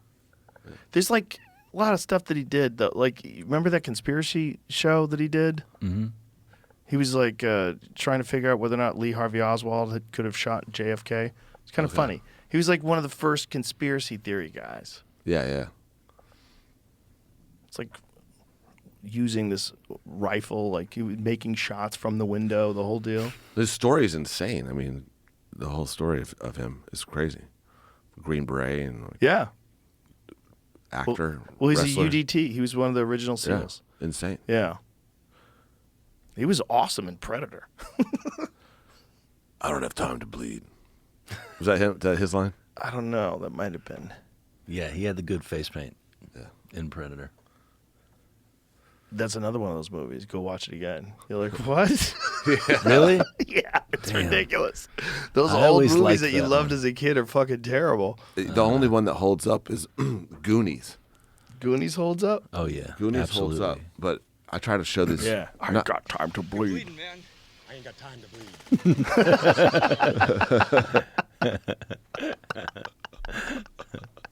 Yeah. Well, that fucking guy was the governor of Minnesota. I love that premise though. Like, there's just this like. I mean, we need more movies about that. Special forces hunting down, like some alien life form in the jungle. Did you see the newest Predator? The newest Predator is actually good. It's called Prey. The Predator comes down to 1700s America. Oh, I like that. And That's cool. this Comanche woman fights the predator. It's crazy. It's ridiculous, That's kind but of it's a cool fun. take. It's fun. It's a fun movie, but it's good. When it's did like that come well out? done. A couple years ago. I think it's a Netflix movie, honestly. Hulu? It's a Hulu movie? Hulu. It's good. It's fun. Prey. Yeah. The Yeah. idea that you'd have a fucking chance. You know, like I've never made it through an Alien movie. The Alien. Yeah? Never? No, they're just so excruciatingly boring to me. What about the first one? No, I like. It's just no. There's no way anybody born after the year 2000s watched Alien without looking at their phone. If they have, it's like they should get a medal. It's Without so, looking at their phone. Or if you try to watch that movie, The Abyss. I've never tried to watch a movie more. That's the one in the water. Yeah, dude. I Yeah. just like. I'll look at my phone and be like, this has been going on for 45 minutes. It seems like 3 days. I've never tried to watch one more. That's amazing. Yeah. But was you're a right. good In a lot of movie, those too. movies, our attention spans were off the charts Yeah. compared to what they are now back Well, then. that's the people doing calculus on an abacus. Oh, yeah. Yeah. That's the. They had a lot of time on their hands. Well, yeah, you weren't being inundated with information. You had more time on your hands. And you probably were better at concentrating. And they required you to concentrate at school at every level. Whereas now they're just kind of like letting people graduate. And you're creating a drug that gets you fucked up for 8 hours. Yeah. That's how much time you had. Yeah. Now it's like, what's that weed people smoke that they disassociate for like 3 minutes? Ketamine? No, it's like A weed they smoke? salvia or something. Oh, yeah. Salvia divinorum. That was really popular about 10 years ago, right? Well, that was 15 because years it's a very potent psychedelic that somehow or another slipped by that 1970s Sweeping Psychedelics Act. And you could buy salvia, again, not for human consumption. You'd be able to buy that places. I had a buddy who he'd moved to Akron from San Diego. He's this really cool dude. And, there weren't nobody I knew was really into drugs in Akron at the time. But I think it was pretty druggy in San Diego. But this guy, he'd always talk about drinking gypsum tea. Have you ever heard of this? No. And he said that his girlfriend made some. You can just find this stuff, like anywhere in California, and it's gypsum weed. And you make a tea, and then, like, his girlfriend started freaking out, started talking to like little people in the room, and he drove her to the hospital, and the doctor was like instantly like, "Did she have gypsum tea?" And he's like, "Yeah." He's like, "Dad, this is what always happens." And like she was seeing little blue people talking to them like Smurfs. Here's my question. Yeah.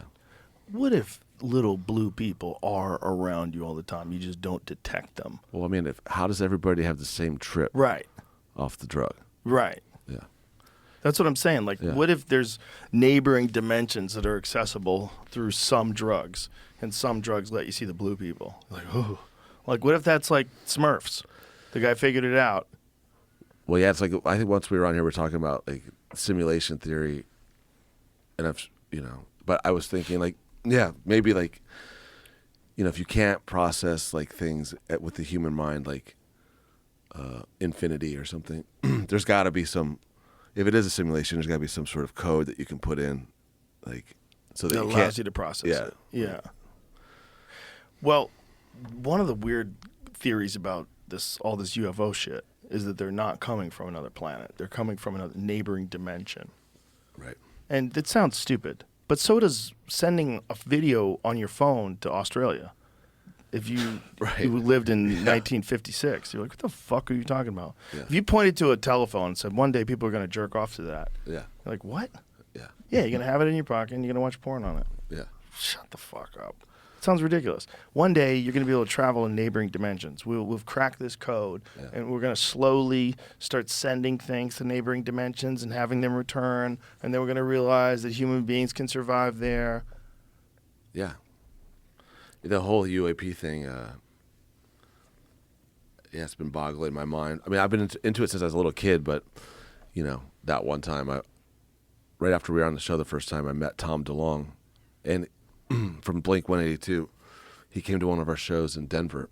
He was so cool, and I was like, what's up? And it was right after that first kind of pill-shaped thing had like officially been acknowledged by the Navy. And I was asking him about that because he was like associated with that video. And yeah, he's put me in a huge existential crisis right before we had to go play in front of like 12,000 people. He was like, they're listening to everything. They're cloaked. There's thousands of UFOs. Every single piece of text that gets sent is analyzed to create AI. The AI models, this is 2019, it's like the AI models they have would blow your mind. He's like, it's something so profound, it's going to change the world forever in about 90 days. This was October like 3rd, 2019. And it was like, you know, COVID was like, he's like, I can't tell you what, but it's going to change everything. It's going to be so fucked up. Tom DeLonge knew about COVID? I don't know, dude. He told me that the world was going to be profoundly changed forever in a way that no one could understand in about 90 days.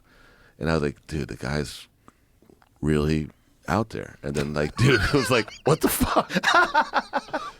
And then you had to go on stage. Yeah, well, dude, totally freaking out. And then, like, basically everything he told me has been true. Yeah. That's what's weird. The AI, the everything. All the videos from the, flying saucers or whatever. I had Ray Kurzweil in here yesterday. Whoa, really? Yeah, and I was asking him about the potential negative downsides. The what's the possible complications of AI? And they don't want to talk about that. They want like all on the gas. This is gonna be good. Everyone's gonna be smarter. Yeah, Like, yeah. It's all. I'm like, are there guardrails out there? Yeah.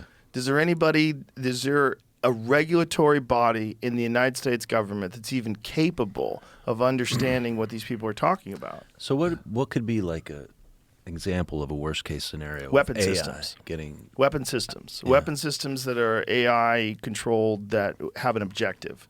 Mm-hmm. You That's know? why don't they have like, aren't all the nuclear missiles, or they were like, weren't they all offline so they can't get hacked, and they're all operated by like a 9-inch floppy disk from the 70s? Like some absolutely. There was something crazy like It's that. some technology that like you've probably never even seen in your lifetime because it's so old. Right. I don't know if that's still the case. But when I was first getting into computers, floppy disks were all you used. But And- not the fucking big ones. Oh, the big crazy ones? Yeah. Oh, the original and they hold ones. like 256 kilobytes. Like, and that's enough? That's enough to fucking blow launch up the world. Yeah. But I mean, you look at how they dropped. You ever seen the video of them using the Enola Gay, dropping the bombs off of it? It's like, it's so crazy. so crazy. They just like a propeller plane. It's a fucking Yeah. propeller plane. Drops a nuke, and then they had to get out of there. Let's get out of here. There it is. Update complete. U.S. nuclear weapons no longer need floppy disks. When's that from? It's Look at the size of that thing. It's from like last year, probably. The modernizing effort was quietly 3 years completed in June, 3 years ago. Oh, God. Modernizing. Look at those discs. October 2019. Wow. Well, that would make sense that would be a good way that you would like make it hack proof. I don't know, man. I prefer the sound of the analog nuke. Yeah. I'm a purist. These digital nukes. Yeah. And then now they've got hypersonic weapons that can change direction in flight I with know. nukes. Well, I think that AI stuff, I mean, like, the stuff that AI is capable of, you know, like when it comes to manipulating stock markets, and it is kind of just, it's too much to even think about for me. Oh, it can do so much. Yeah. And this is what I kept saying. And if it's in the hands of the wrong people, what do you do? Like if one group gets control of AI and then uses that AI to take over, like if you have artificial, like complete intelligence that's sentient, and then you give it a task, they've already shown that these things are capable of lying. Like they tricked the CAPTCHA system by saying that they're vision impaired. You know, that are you a robot thing? They said, actually, I'm vision impaired. Right. Well, Like, oh, okay. that's another movie from the 90s that doesn't get old, is Terminator 2. That's a good one. That's a good one. There's a bunch of movies that don't get Skynet. old, but they just have to be like really good movies. You know, you could watch some movies from the '60s that are amazing. The Hustler's amazing. Yeah. There's some great fucking movies that are old movies, but boy, a lot of them in the '80s when everyone was doing coke, they're fucking terrible, horrible. They just had, it was the weirdest. You could literally see the drug not being there anymore. So you see like the things that they were doing in the 60s, the music in the 60s, the movies in the 60s, and then you see the 70s. And it's like now no one's doing psychedelics, and now the music is getting weird. And in the 80s, no one growing up doing that music has done psychedelics. Right. So in the 80s, you've got hair bands and craziness. It's just like a totally different feel and vibe to the culture. It's like if you were observing our culture and you looked at like the Vietnam War era, the 60s, the hippies, the music, Hendrix, the Doors, and then you go into the 80s, you go, what the fuck happened? What the fuck happened? This is crazy. Yeah, you went from that to Flock of Seagulls. Yeah. And I run so far away. But it's a weird shift. You go from that to Poison, you know, like it's a weird shift.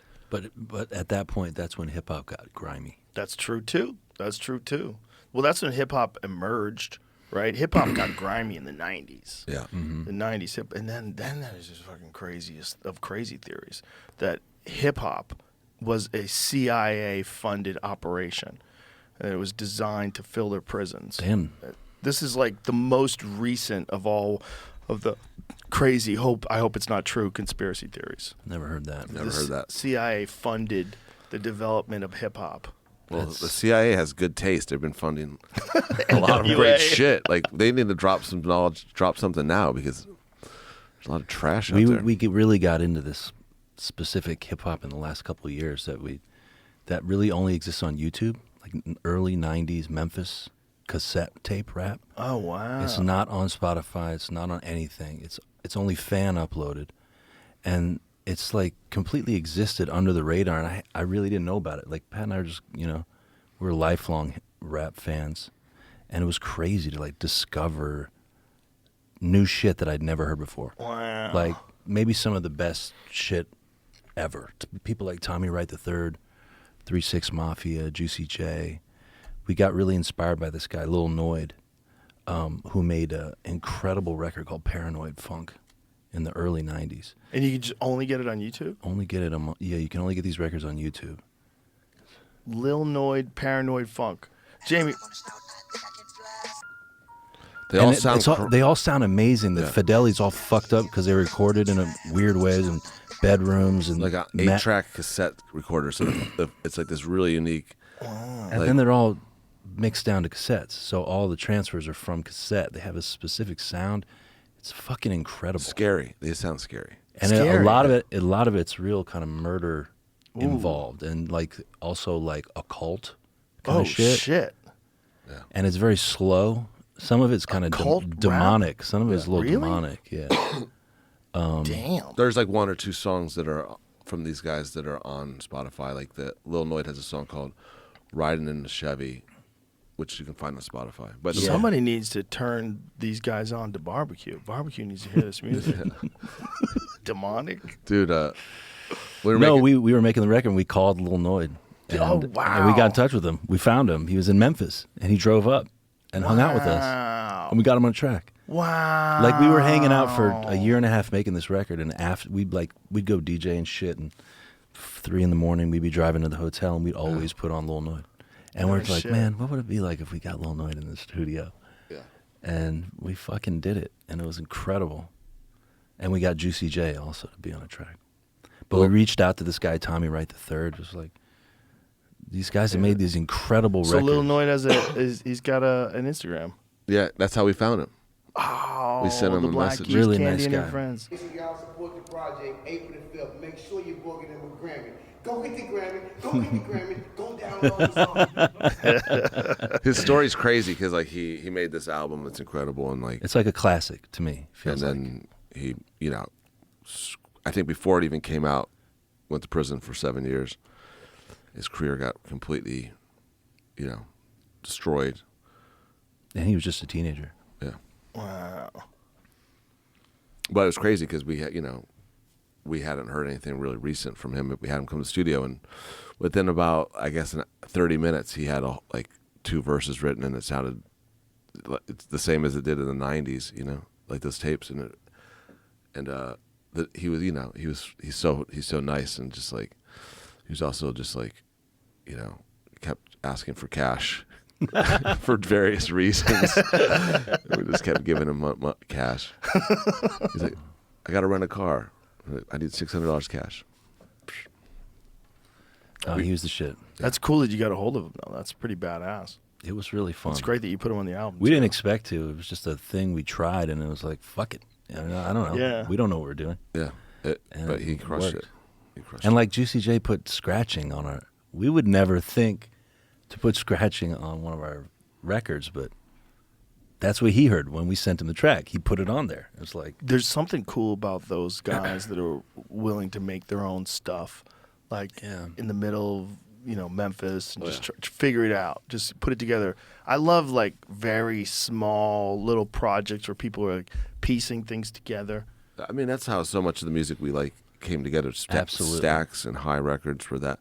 and Lee Scratch Perry. They're like all just like very eclectic people who are doing it all themselves, completely Yeah. DIY. Do you know Tonetta? Have you heard of Tonetta? I have not. Tonetta's this guy in Canada. I think he's in Toronto. And he does everything, like he was doing these YouTube videos. And he does these videos, and he put out an album. I have this album, and I can't get the full album on Spotify for some reason, but you can get it on Apple. But he has like a fucking, like a towel, has like a curtain behind him, and he's playing the music and playing the track and singing. Put on Really Big Cock. Because it's all freaky stuff. He dresses up like a woman. It's real weird.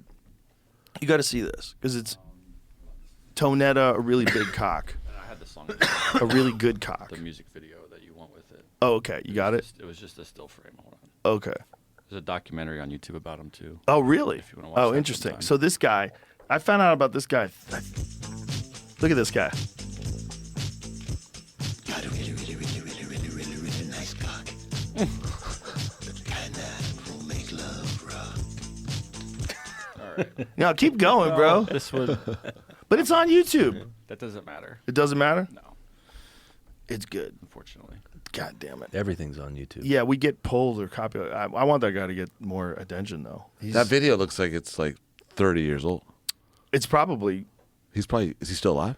I don't know. I don't know. When was that made? It was uploaded at least 10 years ago. The most recent comment says you're gonna make this guy a rock star. Oh, that was me. I was trying back then. It's fucking great. I mean, it looks. But it's the music is fun. It's It's a really, really, really, really, really, really, really sweet treat. Man, It's a really, really, really, really, really, really sweet treat. I didn't want to see Singing that about his goody cock. trail. That guy has a very prominent he's got a goody nice cock. trail. It reminds me of Oh, this his band. stomach? It kind of reminds me of the band. Have you heard of the band The Frogs? no. I think they're from Milwaukee from the 90s, but yeah, it's kind of frog-esque. What, did they like dress up like frogs? They were really, really kind of Like made. Guar? They made some pretty insane songs. Yeah, but yeah, Well, one of the fucking cool things about today, as opposed to when we were kids, is that you can instantaneously get music. oh, it's crazy. It's so strange. I mean, I remember very clearly the reaction to Napster when everybody freaked out over Napster. I was thinking like, you're not putting this genie back in the bottle. Like, how are you gonna now that people know that they can use BitTorrent and they can download things for free and send things to people for free? And Dude, we've been DJing, spinning records, 45s, just like really getting back into collecting vinyl and obsessing and trying to find good copies of shit. And I've got this one song, Cumbia de Sal, that I play kind of like every night we DJ. I put it on the other night in New York City, and this girl came up to me. She's like, I heard that in a restaurant this week. I was like, God It's damn an it. impossibly rare 45. Just anybody now can just have access to it. It's actually inexcusable to have bad taste in music now. If you have bad taste in music, right. I mean, the amount of money I spent as a teenager on stuff that turned out to be horrible because you You couldn't gotta take check a it. chance. Yeah, you couldn't check it out at all, and I'd Yeah. just be like, I would just buy a record based on the cover, or based on someone Yeah. talking about it, and I'd just be like, this is fucking horrible. Back when I was a kid. Yeah. Oh, you'd go to the record store, and the people at the record store was always the thing. Like the guys working there would always shit on your taste. Yeah, They were always like real pompous. Yeah, like- record I store know. people. It's all the coolest fucking people. yeah. No, they wanted to be the person. That's why who we wanted to work dictates. there. But then the craziest part is when you get older, like, and you realize what fucking losers those people were. You're like, I thought that person was cool, and they're fucking 25 making minimum wage at a fucking record store. What a fucking loser. It was the attitude they carried. Yeah, They're like a librarian. Yeah. Like, oh, I only listen to Stockhausen. Stockhausen. Yeah, I'm only interested in European music. Yeah. I don't dig what America's doing these days. Yeah. Yeah, you would go and look through albums. That was a big thing. Like the art of the album was a big part of the experience of buying a record. Oh yeah. Big part that just died. It died with the CD. CD is like, it's so small. So it's like looking at something on a flip phone. An It's always image on a fucking flip phone. broken. Yeah. Case is always The broken. case is always cracked. God damn it. Right. There was dropping cases. I mean, I can't even Or identify. you keep them in those big giant books. Oh, I have and one of they're them all books. fucking scratched and ruined. Mm-hmm. Yep, they get scratched. And I even bought a cleaner thing that you would polish the top edge to remove a lot of scratches. We had a book when we were on tour, but we had this Creedence CD. It was gold. It was supposed to sound better. Remember that? Yeah. It was a gold It's CD. a gold CD. I don't Is it know. supposed to sound better? Yeah. I was just thinking about like looking at an album cover now on the Spotify. Like, I don't even know if I would recognize certain album covers from new stuff full size. What do you mean? I don't know. It makes my eyes are bad or something. One thing that Spotify does that's cool is if there's a music video that goes along with the song, you see the video on the phone. So like if you want to watch a song, you get to see the artist actually play the song. Yeah, we've made some of these because we have like the image on our record covers. A woman bowling, her rear end, and I found these videos like a year and a half ago, that are like they're just like really offensive bowling animations. Like when someone would get a strike, it was just so it's like a bowling ball like is like Lee Harvey Oswald and executing like the pin, which is JFK. Oh my God. There's some really insane ones. But we had the guy that made those. So we hired that guy. We have one like "This Is Nowhere," the newest song. The bowling ball takes acid. It's pretty good. They're not nearly as good as the really offensive ones that are. Our publicist won't let us be offensive. The really offensive ones? What do you mean? Well, it's like there's like there's like a 9/11 bowling ball. They're so insane. When you like make a strike in like a modern or bowling alley, they have like the ball, Little animation. little animation. So you should find maybe. Yeah. Some of the ones I was looking up aren't real. There's people that have made. No, these are none of them. Slightly offensive none of them bowling are- animations. None of them are real. They're just. This is the 9/11 one? 9/10. Oh my God.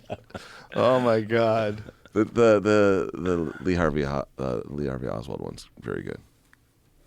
Yeah, you could still be offensive at a bowling alley, though. Think about the people that bowl. Their tolerance for offensive jokes is probably pretty high. They welcome it. Yeah. Yeah. Bowlers? Yeah. There's no pretentious bowlers. I don't think so. No. There's this restaurant in Akron called the Ouija's. It's like, one of the oldest restaurants there. It's this old Italian joint that's been there since the 40s. And the whole wall is just plastered with these,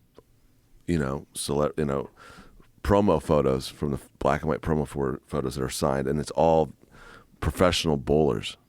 Like, it's crazy. You'd be like, bowling must have been just massive in Akron in the 50s. These guys were celebrities coming in. It's like, look at this. Oh my God. Oh my God. So fucked up. Oh, this is so fucked up. Jesus. It's a JFK bowling pin. And he takes it out. Oh my God. That's insane. This one's great. What is this one? It's like Desert Storm. Oh my God. Oh, Jesus Christ. The bowling ball guns down the terrorists and leaves one terrorist running. So it's a bowling ball with a fucking terrorist outfit on? Oh, my Jesus Christ. Oh my God. A pin on each side split is Jesus. Oh my God. Shout out to the Corridor crew. Those guys also make those fake like robot videos that confuse people all the time. Oh, really? They're really good digital artists. Yeah, they're YouTube. Damn. That's hilarious. Yeah, we We used to those guys. Which ones the publicist wouldn't let you do? I mean, No, she was telling us what not to say and what Did you listen? to say today. We Oh, told her today? we told her we're fucking 44-year-old men. yeah. They tell you what to say and not to say. That's hilarious. Oh, It's hard enough to just talk. God, that's Can't be hilarious. thinking about what I can and cannot say. You know. Don't bring up vaccines. Don't talk about the climate. Actually, the last time came on a show, right before we came on, we had a different publicist, and they were like, "You really should reconsider. It's a very bad look to go on Rogan." Yeah. Insane. Yeah. But we realized, like, actually, it's like it's a bigger audience than anything else we possibly would ever be presented from the publicist. Like, if we got even like Rolling Stone magazine, I think the circulation's like maybe 600,000 or something. No one sees it. Do you know who's on the cover of Rolling Stone this month? No, Yeah. it's not what it used to be. No. It's weird now. It's very weird. Imagine a publicist suggesting we don't do Rogan. Well, it's just liberals. They're crazy. There's hardcore leftist ideologists who have this really bizarre idea in their head. What do you think is going to happen with the election this year? It's going to be nuts. Didn't your publicist tell you not to talk about that? Jeez. I was joking. Want to hear the craziest I story keep getting heard these today? texts. I keep getting these texts from the Democratic Party, like, "Are you going to vote for Joe or Biden. Biden?" I'm like, why would they be sending that text? They must, they must know. They must.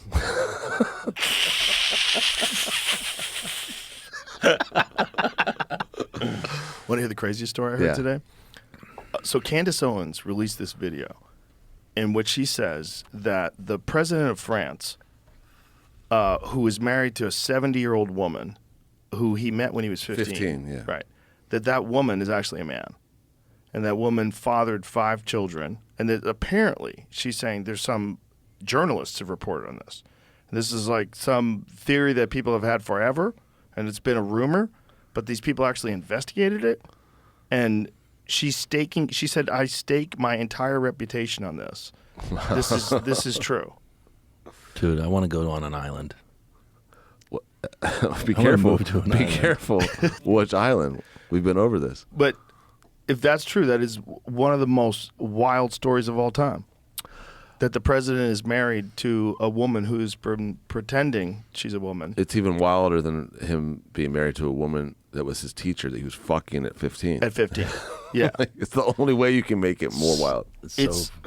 It's crazy. Because if that was a man, did he know at the time when he was 15? You're 15, you're probably not good at judging whether or not someone's got a real one or something that's been doctored up. That's a good point. That's a good point. It is a good point, except now I'm correcting myself because I'm saying, what kind of fucking trans operations were they doing back then? In the late We were 80s. talking about 40 years like ago. Only a 15-year-old virgin could really. Yeah, get 15-year-old, fooled you by have it. no idea. And then this person's like much older than you, so they're really good at manipulating you. They're like, this is the only pussy for you. Yeah, the only one. The only one. Forever. I'm with you. I have not heard this conspiracy. It's a wild one. I love it. I love a good one. I love a good what the fuck story. Yeah. You know? There's so many Big Mike ones. They think that Michelle Obama is actually a man. It's hilarious. It's like it just takes on a life of its own. No matter how ridiculous something is, it takes on a life of its own. Yeah, so that's the come on, man. that's the woman he's married to. And so that's the daughter published his first novel, addresses mean comments about her mother. Wow. She looks like a woman to me. But I've been tricked before. She looks like an Olsen twin. Like a well cared for Olsen twin who made it to 70. Yeah. Yeah. She looks like a woman. But Candace Owens stakes her reputation on this. Daily Wire host Candace Owens stakes her entire professional reputation on French First Lady being a man. This is just wild. She just knows her Shit. audience, man. She This just is knows her wild audience. shit. Didn't she just have another kid? Maybe she's got some hormone imbalance. Postpartum Yeah, thing? yeah. It sounds like postpartum. But she was saying this. She was talking about someone else's reporting of this. She's not like she's done this investigative journalism herself. Some other group. Who's written the piece on it that she was talking about, where they investigated this, apparently for a long time. That's like the longer you investigate. What if you're just a bad investigator? That's Like, true. I mean, we could be investigating something for decades, but it doesn't mean it's Good point. better researched. Yeah. Yeah, we've been investigating hit songs for 20 fucking years, and we've never had one. We've yet to have one. But that's not true, though. You guys have had hits. I mean, like a technical hit, like something that's charted in the top 40. Oh, those fucking charts. Yeah. How do they know now? With everybody streaming shit, how do they know? How do they know? What goes on the chart? I don't know. Is it sales? Is it radio The plays? chart. The charts. I think it's a combination of sales and radio play, streams and radio play. But it's weird, you know. You can just have some idiotic thing that hits on TikTok, and you can have. I saw this an artist today. They have like 15 million monthly listeners. They've released 2 minutes of music. But they have, but you know, we've put out, you know, whatever, like 12 albums over 20 years. They have 2.5 million more listeners than we do. So it's instantly, which is, you know, it's crazy. It's cool. Well, it's interesting to watch it happen because this is a new thing. You know, it's a new thing with TikTok and YouTube and all these different things. These social media hits, very weird. It's weird to watch. It's really weird to watch. It's weird to watch, and if there's the option for like this instant success, like what's then people try to do whatever that person did or a version of what that person does, and more outrageous. Like all these people pulling pranks, like someone's gonna get killed. Yeah. These people have gotten close to being killed. Like some guy pantsed this dude, and the guy's gun dropped out of his sweatpants outside of like this hip hop place. Wow. Yeah, what? He pants the dude at a hip hop show. And his fucking gun falls out? And you're filming it? Yeah. Yo. I don't know, man. They've been saying that for years, ever since Jackass, even before that, probably. That's true. I mean, we're fucking humans. We're always going to kill ourselves. Because we're so stupid. I mean, I didn't like Johnny Knoxville like fuck up his dick. Yeah, he broke his dick. Yeah. Yeah, you like fillet it in his fucking junk. Ugh. Yeah, what did he do to break his dick? I forget. I think he was trying to flip a motorcycle. And he let go of it or something. That guy's been punched by Butterbean. He's like, so many things have gone wrong. He's one of the nicest L.A. celebrities. Very nice. He seems awesome. Yeah, he's awesome. He's a cool ass dude, and his wife's really nice too. But the fact that even after being a movie star, he's still willing to let a bull launch him through the air, blindfolded. So he had to use a catheter for 3.5 years. Jesus. Whoa. Yeah, he landed on his crotch. The bike flew into the air and landed on his crotch. Oh my God. Oh, so it works. Yay. His dick works. That's nice. Somebody that works for us was just talking about how they had to have a catheter and they kept getting hard on it. So they had to grease it before they went to bed. Yeah. Imagine if that's their thing now. Yeah. It becomes like a fetish, like a foot fetish. Exactly. Catheter fetish. It's like the sexual cannibal. Imagine trying to bring that up with a lady. Try to say, well, there's this thing I like to do. I put a tube down. Shove my a dick." tube. Wait, what? She was hoping for anal. Yeah. Like, what are you saying? What are you trying to do to me? Where's the tube go when it's inside of me? What if it gets stuck in there? No. It's just you for can't me. Fuck me with a tube in your dick, you psycho. Oh my God. It's only like a little piece of the tube. I won't go in all the way. What? And then the tube ends up getting stuck in there like that sea turtle where they have to pull a straw out of his nose. Oh my God, man. If he gets a little too excited and he rams it in too hard, like, shit, fuck. It's horrible Shit. too because there's fucking tears coming out of the turtle's eyes. You know what I mean? It's just like that video. it's the worst video. That video ruined straws. Yeah. Now straws are all paper. That's why the straws went. 100%. Okay. Without doubt. Fucking hate those. Come on, because if it's really Those cardboard straws are the worst. Soggy straw. if it's really for just animals, we would have gotten rid of bottle caps a long time ago. Bottle caps are one of the biggest problems with birds. Birds eat these fucking bottle caps. They don't know what they are. And so they find these plastic floating bottle caps and wind up eating them. There's like videos of these, they've done autopsies on these birds where they open them up and their stomachs are filled with bottle caps from like plastic bottles. So the idea that you should use a paper straw in a fucking bottle, that we have a cap. What about the caps? What about the wrapping the paper straw comes in? Shut the fuck up. It's one video of a turtle. It has to be. Because here's the other thing, too. If you have a paper straw, I guarantee there's a coating inside of that paper straw that has to keep the straw from turning into mush. What's that coating made out of? Is it worse for you than plastic straws? I have a feeling it probably is. Like, what's in that fucking coating? Let's find that out. Find that out, Jamie. What is in the coating in paper straws? Because it can't be good for you. It could just be wax. I hope it's wax. Dude, speaking of that, do you know anybody that like actually enjoyed wax lips? The little liquor inside of it. Yeah, like what the fuck was What's that? in it there? Most common used coating material for paper straws are polyethylene, PE, or acrylene resin, the same materials used for making plastic bags and adhesives. Paper cups are also coated with the same materials as paper straws. Okay, is that shit bad for you? Sucking on a plastic bag. You're sucking on polyethylene or acrylic resin is what you're sucking on. So here's the question. How much of that gets in your system from that? Because we know that there's microplastics that are in everybody's body. You're getting microplastics all the time. So is this shit bad for you? What is the side effects of this stuff? Does it say, Jamie? Side effects? Let's try that. Side effects in humans. Is it safe?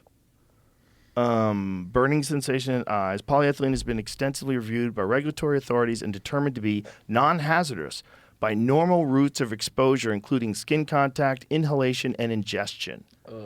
That's from the chemical company. Okay, here it says exposure to high doses of polyethylene was found to decrease cell viability and increase the production of reactive oxygen species in cell mitochondria, which are vital energy-producing organelles. So it's good for you. Seems like it's not good for you if you get a lot of it, but they're saying it's okay in the doses they're giving you. It's been shown to have adverse effects on cells, exposure to high doses of it. So if exposures to high doses of it are bad for you, what is this? How bad for you is exposures to low doses? Is it accumulative? Does it build up in your body? It must just hang out in your liver or something. Like, what are those forever chemicals that everyone's terrified of? Right? There's like certain forever chemicals that are coatings of things that can get into your body. What does that mean? Because people say that all the time. Like these things have like BPAs. They're forever chemicals. Right. Maybe like the half-life is just incredibly long. Okay. PFAS. That's what it is. Forever chemicals found in tap water. Jesus Christ. PFAs are per- and polyfluorinated alkyl substances known as forever chemicals, are a large chemical family of over 10,000 highly persistent chemicals that don't occur in nature. Oh, great. They don't occur in nature, but we know how to make them. PFOA and PFOS are found in items ranging from cookware and paper food packaging to personal care products, carpeting, and firefighting foam, and provide stain resistance. PFOA is a suspected endocrine disruptor and possible carcinogen, and PFOS has been linked to fertility problems. We are fucking poisoning ourselves. Oh, man. We are poisoning ourselves. I had this lady on. Her name is Dr. Shanna Swan, and she wrote a book called Countdown, and it's all about all these different microplastics and chemicals getting into our bodies and the effect that it's having on human development. It's bananas. I bet. I mean, I remember going through my grandfather's garage as a kid and just seeing, like, this is in the 80s, but seeing DDT. Well, my mom used to keep DDT in our No basement. way. Oh yeah. No way. But he would have all the stuff that was definitely illegal by the 80s, you know, like whatever chemicals and spray shit. That shit, I mean, I'm sure there's such crazy. That's how my grandpa died. He was a handyman and a yard guy and had his own company. And, you know, for every job, he would take the fertilizer in the bucket, put the water in, he'd put his hand in, and he'd stir it up. And, yeah, he had just bone cancer everywhere. Oh, God. It's like Roundup or whatever. Yeah, it was just the common thing he got at the hardware store. Dude, I've heard horror stories about golfers who keep their teas in their mouth. Because the shit they put on the golf course is fucking horrible. I've heard that, too. Jamie, you're a golfer. Yep, I'll do it. It's bad. I mean, that's Do you know of anybody who got sick from doing that? not specific. What is it? I just know what to do. I knew a dude who lived next to a golf course and from drinking groundwater got bone cancer. Yeah. And It's all the heavy. Not like, just him, but a bunch of people in his neighborhood, to the point where there was some sort of a class action lawsuit. This dude had a fake femur. He had like a rod because he developed cancer in his femur. Dude, which is they nuts. paint the grass and shit. They put all this crazy. That's why becoming like a new parent nowadays is such madness, because you start to investigate this shit and it's fucking crazy. The fear is it just continues to get worse. It's not getting better. And there's more of these kind of chemicals and things that are introduced into our lives. And as industrial agriculture grows and regenerative agriculture is more difficult to do, and it's sort of niche, it's scarier and scarier. You start going down like the rabbit hole of like what is it, like the chemicals from like antidepressants don't, you know, they don't deteriorate, so they're like now, and you can find them in like tap water. Yeah, you find them in piss. People piss them out. It's a rare Snopes true. The story. I mean, I don't know about how much it happens, but it happened for sure, and it's a pretty crazy. Okay, it story. says Navy Lieutenant George M. Pryor, 30, played 36 holes of golf at the Army-Navy Country Club in Arlington, Virginia. Even before the last hole, Pryor was complaining of a headache. By nightfall, he was feverish and nauseated and had developed a rash. 4 days later, Pryor was in Bethesda Naval Hospital with 104.5-degree fever, his body covered in blisters. He died 10 days later after a toxic substance had burned the skin from 80% of his body and caused his major organs to fail. The toxic substance was determined to be daconil, an FDA-approved fungicide that had been sprayed on the Army-Navy golf course twice a week. Pryor apparently had a hypersensitivity to the chemical used in the fungicide, causing a severe allergic reaction. His widow filed a $20 million lawsuit against the manufacturer, Diamond Shamrock Chemical Company. The lawsuit was eventually settled out of court. Wow. Yeah, man. Whoa. Heavy. Whoa. Just putting a T in your mouth. That's like, I think that the Bill Murray character in Caddyshack, you know, I think he's affected by the golf course chemicals. Well, it kind of makes sense that, like, it doesn't really make sense that you have that much grass. Like, how do you have all that grass? What are you doing to keep that grass happy? We hung out with Bill Murray last week. What was that like? He introduced us on stage. It was fucking amazing. He introduced you on And then he stage. jumped on stage and started playing bongos while we were playing Lonely Boy. That's amazing. That's amazing. He's, man, he's just like, how old is he? I think he was born in 1950. He's 74. He's just fucking, like, fast, smart. No, he hasn't slowed down at all. I heard he doesn't have a phone. That you have to call an answering machine. He's just whip smart and like it's just like 1950. Bam, son. On the nose. That's 3 for 3. That's 4. That was the 4th, right? he's just so fast. You know what I mean? Was that the 3rd But one? He was really nice. Yeah, I'm a super fan of Bill Murray. And I've actually just too nervous to even speak to him the first time I met him. I sat right behind him. Actually, my brother sat right behind him, and I sat right behind his brother at Game 7 of the World Series in Cleveland when the Cubs beat the Indians. and it was amazing. But I was too nervous to talk to him. My brother, of course, hit him on the shoulder. I was like, Bill said something sassy to him, but his brother had like like the font on his phone at like 72 point. You know what I mean? I could read it from behind him. And at one point he was texting like someone and said, "What's the score? I'm too drunk to read the scoreboard."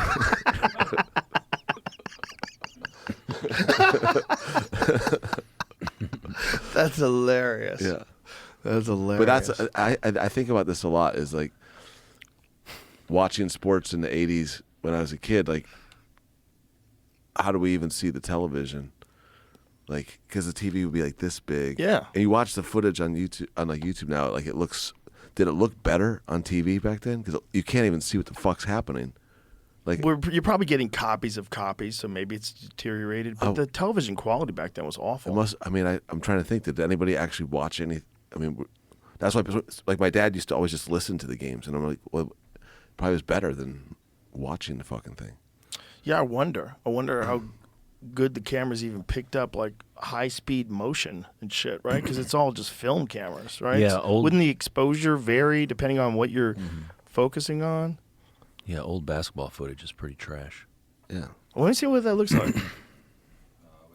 Old basketball. Let's watch some basketball from like the 50s. Let's watch it from the 80s. You won't be able to see Okay, anything. the 80s. The 50s probably looks good. Yeah. Okay, the 80s. Let's try basketball from the 80s. Yeah, they didn't have digital cameras. Big difference. Look at that shit. You can barely see what's happening. Well, they would be able to focus on people's faces. But like when you're watching guys run and they change their distance. Maybe that's why Wheaties were so popular in the 80s, because it's the only time you could clearly see the basketball players. That's hilarious. Yeah. Look at that footage. Dude, you can't make out anybody's face. Yeah, everything was gotta get so low resolution. You either have to have Sports Illustrated or Wheaties to tell who's fucking playing sports. Yeah, the resolution's awful. All of the 80s footage like this. You could recreate this in AI like that. No problem. Imagine trying to shoot a real UFO with a camera like this, trying to show it to your buddy. No, man, I saw this shit. Have you ever seen anything? You know, I saw something once, and it was right after 9/11, and it was weird because I'd seen this fireball kind of go through the sky like a day or two earlier. This was all during the no-fly period of time, right after 9/11. But what I saw that was, I still don't know what the fuck it was, I was driving my girlfriend from Akron she went to school at the time. She was going to Oberlin, this really liberal school out in the middle of nowhere in Ohio. And I was driving out there, and it's on the way towards the FAA headquarters. Is like in Lorain or Elyria, Ohio. That's where they monitor all the flights for North America or for the United States. And anyway, I was driving out there, and I saw this thing hovering over a house, and it was, I took note because like no fly zone. It was like Right. And it looked like a helicopter or something, like because there was a light coming down, but no other lights. And but it was like only 100 feet above this house in the middle of nowhere, right along the same stretch of road where I'd seen this fireball a couple days earlier. And I was driving a stick shift Ford Escort, and I put it in neutral and rolled down the windows as I got closer, and there was like no sound coming from this thing. And my girlfriend had like one of those Nextel phones, the early cell phone, and she turned it on because like you should call someone, like call the police or something. This is insane. And the minute like the screen turned on, this thing just like took off. It didn't go like thousands of miles an hour, but it went really, really fast. It made no sound. It just was like, whoop. That's the only thing I've ever seen. But I still don't know what the fuck it was. Wow. But you see weird shit like in Ohio because there's Wright-Patterson Air Force Base there. Yeah. One time I was driving, we were on tour. I was driving us and right like for the tree lines on the side of the road, and right I'm just driving and a Harrier just like pops up, like those planes that can kind of just popped up like right maybe 100 yards from the road. But yeah, that's where they apparently keep the alien corpses. You know. Yeah, that's what they supposedly flew the wreckage from Roswell, New Mexico, to Wright-Patterson Air Force Base. It's good. It's a good place to keep it because I'm from Ohio and I've never actually been into Dayton, Ohio. So just the outside of Dayton.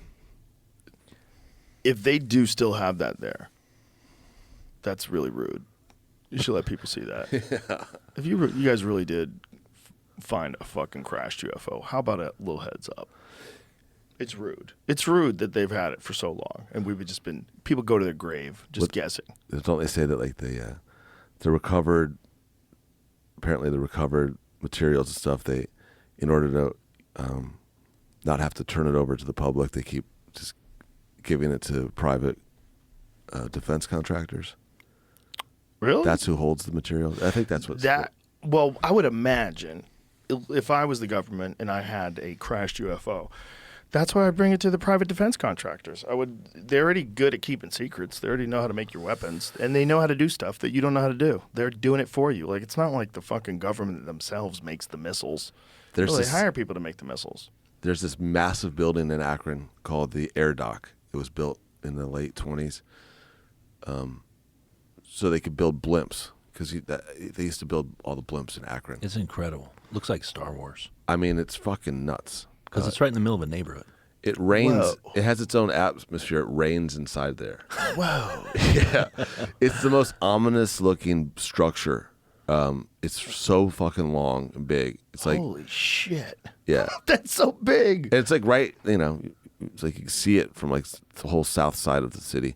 But now they have like this crazy perimeter around it. It's Lockheed Martin, I think, controls it.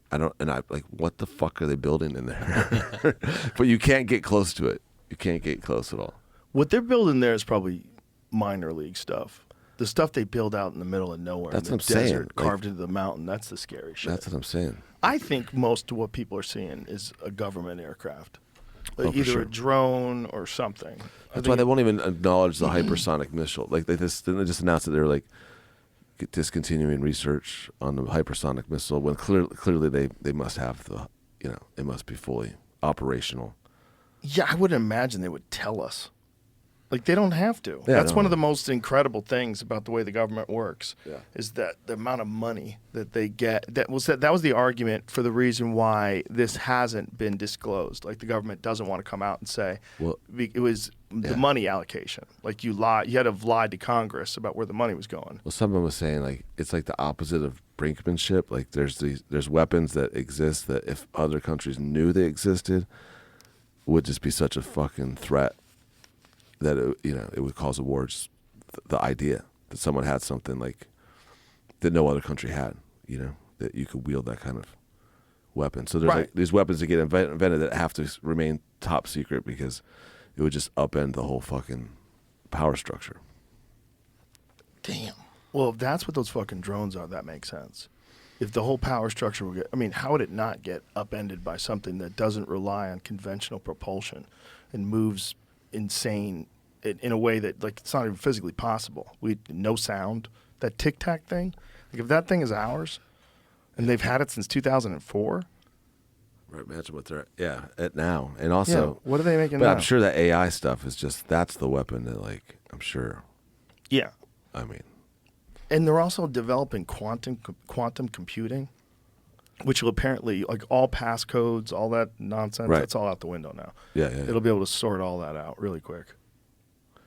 Yeah, I mean, that's what. I think things are going to get progressively more insane over the next decade. Yeah, they're gonna get fucking real weird. Yeah, exponentially crazy. Real weird. Yeah, but Dan and I are always talking about why are all these billionaires building Bunkers. like, what the fuck? We looked at some bunkers.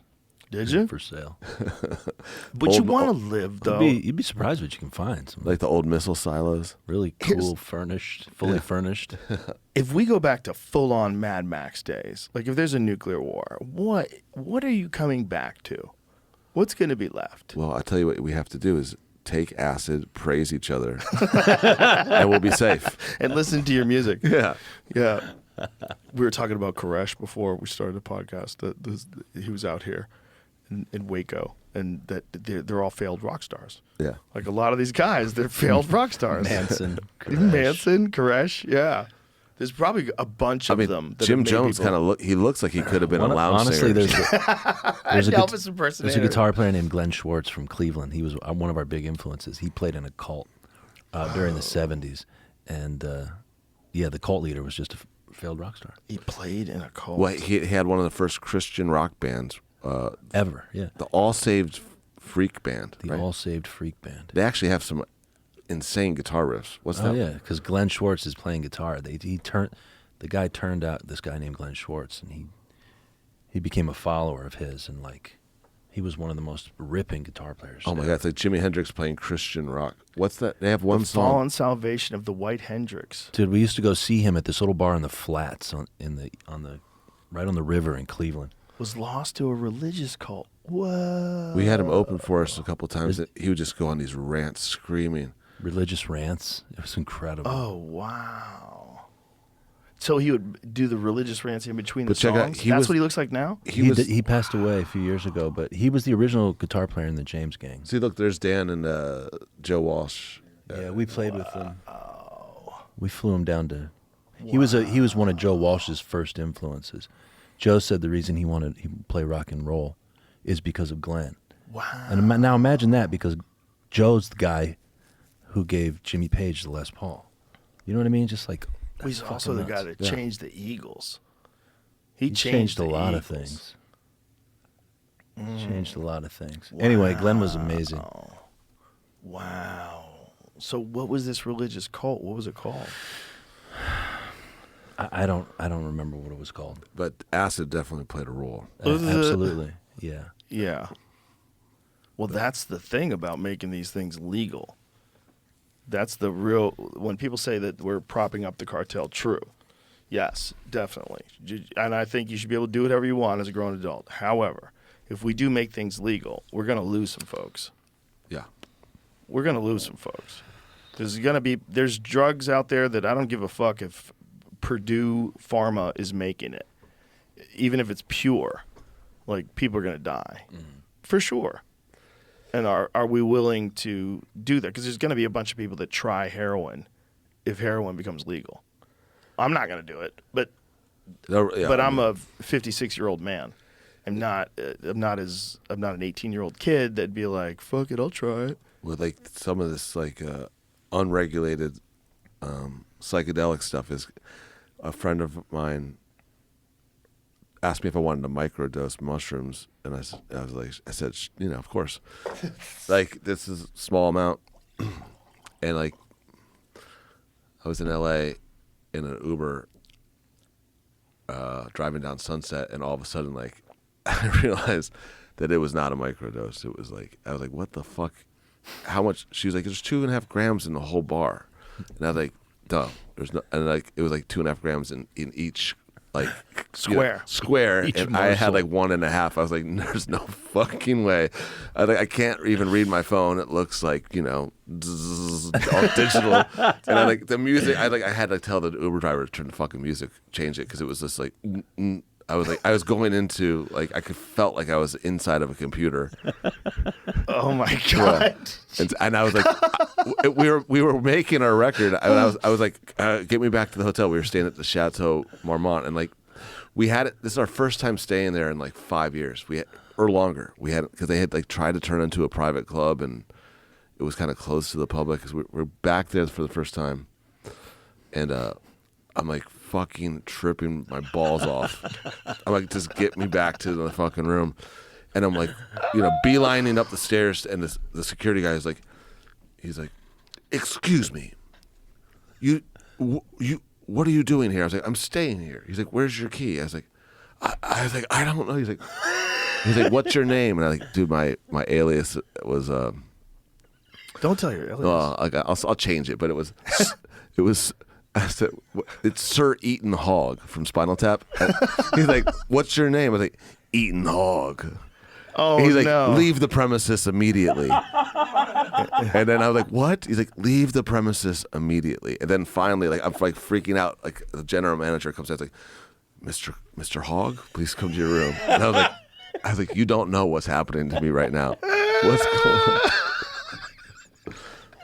But like, What did the guy look like that was questioning you? The he hotel looked alias, like a Bond villain. The hotel alias always fucks us up. The alien, like no one's ever calling looking for us. So like that's what they tell you. That's like one of the big things for people that aren't actually famous. That they make you feel better by being like, Dan, Pat, you need an alias now.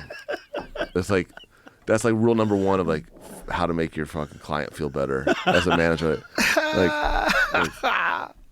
Like so now all that happens is when we have it, we're just trying to get like Whenever we into lose our room. key, we're like, no, it's under an alias. We're like, excuse me. And they're like, who the fuck do you think you are? I have a fucking fake name. No one's recognized you ever in this hotel. Like, there's someone actually famous sitting right there. They're like, Susan I know. Sarandon's right here. Who the fuck do you think? She's under her real name, by the way. It's time to stop hilarious. the fucking fake name. Yeah, but if you announce that, then they're gonna go looking for you. Now you got to change Sir Eating Hog though. I've worn you it have out. to I'm change worn it out. I'm gonna, yeah. I It served its want the purpose. attention. I want to start checking in under like Sean Penn or something. Sean Penn and guest. He's done a lot of groundwork over the years. Like you might just, there might just be random ladies calling for you all the time. That dude he's wild. He does some wild shit. Like the going down to South America or to Mexico and talking to El Chapo. Like, what? What are you doing? He's writing for the Rolling And Stone? then El Chapo got thrown in prison. He was in Haiti too, right? Was he in Haiti? Imagine if Sean Penn's a problem. And he was in Ukraine, too. He said he wanted to melt his Oscars to make bullets. It's like Bono and him are attracted to, like, they need that kind of attention, whatever it is. Well, I think they feel a social responsibility that comes with their fame. It's like guys that want to, like, save a chick. Like, our friend Brian calls him Captain Save a Hoe. I've heard that one before. Yeah. That's a good one. There are guys like that. The White Knight. I generally think those guys are guys with problems that want to you avoid their think own so? problems, and they look at those girls and go, "I'm going to fix that," and that's the thing to concentrate on. Have you thought about getting into psychiatry? I think I have. I'm going to get a couch. I'm gonna Do you mean to tell me you think Sean Penn and Bono might have some sort of complex somewhere? I Dude, think I've perhaps. got a funny story, dude. One of my best friends was dating this chick. This is in the late '90s. He was, totally in love with her, and they were living in. They had separate apartments, but he was in New York. They were in New York, and he was walking to his job, and he had to take a shit. So he had a key to his girlfriend's apartment. He pops into her apartment. And he's sitting on the toilet taking a shit, and the answering machine goes off. And this is, back then, the phone would ring, the answering machine would come up, and you could hear the person leaving the message. And it was Sean Penn calling his girlfriend, being like, "I had so much fun fucking you this weekend." Oh my god! He like finds out about it while he's taking a shit. Oh my god! Yeah, dude. Oh my god! Oh fuck! I had so much fun fucking you this weekend. Not Sean Connery. Smacking you around. Sean Connery. That would be great if it was Sean Connery. Sean Penn. Hilarious. Dude, imagine if you got that phone call, like Zelensky called your girlfriend. That was a tough wipe for that guy. Could you imagine? Did Sean Penn's meeting with El Chapo help authorities track down the kingpin? That is what happened, right? Yeah, Sean Penn says no, but there might be documents that say otherwise. But wasn't it something about tracking his cell phone? He was arrested days later. I was trying to read through it to find the proof, but I didn't really find actual proof. I don't know that the actual proof. They're not going to say yep, 100%. This is exactly what we did. I think the more intelligent and crafty of the drug cartel leaders, they don't tell you who they are anymore. I think like the guys on the ground know, but I don't think there's any El Chapos out. It's like when Gotti was the mafia king. Yeah, you have it's a bad track record to be a celebrity criminal. Yeah. Seems Yeah. like Dude, like the a greatest horrible mobsters idea. are the ones they never do the movies about. Yeah. Or they're Yeah, clever, of like course. Vincent the Chin Gigante, who would wear a bathrobe and walk around like he was a crazy person. And then the FBI installed wires on every hubcap of every car down his route. So they parked their own cars there so they could catch this guy talking. So he would talk, like, pretend he's crazy. And he would say, listen, this motherfucker, we're going to kill him unless he gives us 50%. And so he was going over, his fucking, telling his captains what to do. So the cover was that he was insane. The cover was that he was nuts. Yeah. So he would wear a bathrobe and act like a crazy person. Yeah. That's a good cover. I think it can get you out of a lot of shit. That's what Biden's doing. Well, pleading insanity, too, to, like, get you out of a lot of shit. Yeah, sure. Blaming Zoloft and cocaine. Have you heard the craziest one? What? This chick was on a date with this guy. She'd been dating him a little bit. They smoked weed, and she stabbed him 108 times. And she got off. On she got probation, right? Something crazy. And the idea is that the marijuana caused her to be so psychotic that she stabbed this guy 100 times. Jesus. What? Yeah. Imagine. Okay. Jurors found 30 Bryn Spector. Okay. The police tried to stop her. She will not serve any prison time, the judges ruled. 32-year-old from Ventura County guilty in December of involuntary manslaughter after you stabbed her boyfriend. How's that involuntary? When you stab someone 108 times while high on cannabis. Involuntary. Well, that's in California. Both took several hits from a bong loaded with marijuana. She had an adverse reaction to the marijuana and suffered from what experts call cannabis-induced psychotic disorder. Boy, you don't want to fucking set that precedent. You set that precedent of... I mean, that just means everyone should carry, like, an emergency joint in their pocket. If they ever get in trouble, just fucking... She also stabbed her dog and turned the knife on herself. Light it up. Accidentally stabbed my friend 108 times. Good thing I have this emergency joint. Alibi joint. She stabbed her dog and she stabbed herself, too. She stabbed herself in the neck. It happened in 2018. Did it? I thought the story just went around, but it happened over 6 years ago. Interesting. What the fuck, dude? I mean, that seems a little odd. The alibi joint. What state was that in? California. California. Thousand Oaks. California's amazing. That's a lost state. And they just keep going down that hole. My friend just got back from San Francisco, and he's like, it was insane. He's like, you can't believe it's real. 2 years 100 probation. hours. Not even 108. But 100 hours. Oh, Jamie with the zinger. Jamie with the zinger. That's a Tony Hinchcliffe line. That sounds like something Tony would say. That's hilarious. Man, we love that Kill Tony stuff It's amazing. that he's been doing over there. The show's amazing. He does arena shows now. Yeah, I know. It's incredible. It's so fun. It's such a fun, and it's the anchor of comedy in Austin. It's the anchor of comedy really in the country because it gives people that are like legitimately just starting out. You can become famous on that show. These guys are all like touring now. Like William Montgomery's fucking killing it. I know. Killing it on the road. I love David William Lucas is Montgomery. killing it on the road. These guys are killing Casey it. Rocket. Casey Rockets, who works at our club. Really He's cool. awesome. These young guys, they're fucking good, man. And they're really, and you have 1 minute on that show. So there's no room for bullshit and virtue signaling and, this is my stance on, shut the fuck up. Funny. Let's go. So it's like, it sets this tone. It doesn't matter what your perspective is. Just make it good. Make it funny. You got a minute. And then you're going to get judged and roasted by comedians. And they're going to roast each other. And it's a free, like, you could say anything. It's fun, and everybody wants you to. They want you to say anything. Yeah, it doesn't seem like they're like trying to hurt anybody's feelings. No, it's just all fun. It's fun. They're doing it to each other and laughing hard. Yeah. Like when David Lucas and Tony Hinchcliffe roast each other, it's some of the funniest shit I've ever seen in my life. Sometimes I can't breathe because I'm sitting right next to them while they're going after each other, and they're both so quick. They're so good at it. Did you catch Poirier's Kill Tony shout out? What did you say? interviewed him, you asked him about the guillotines. He's like, I'm never going to stop doing them. That's not William Montgomery. No, that's him. Yeah. No, that's him saying, I'm never going to stop going for it. It's kind of the way he said it, though. That's interesting. I don't think I think he was just saying, I'm never going to stop. It seemed very because that's on his the nose. shit. Yeah. He that's his go-to submission is the guillotine. I'll have to ask him if I've ever seen him. Because he almost got Khabib in that.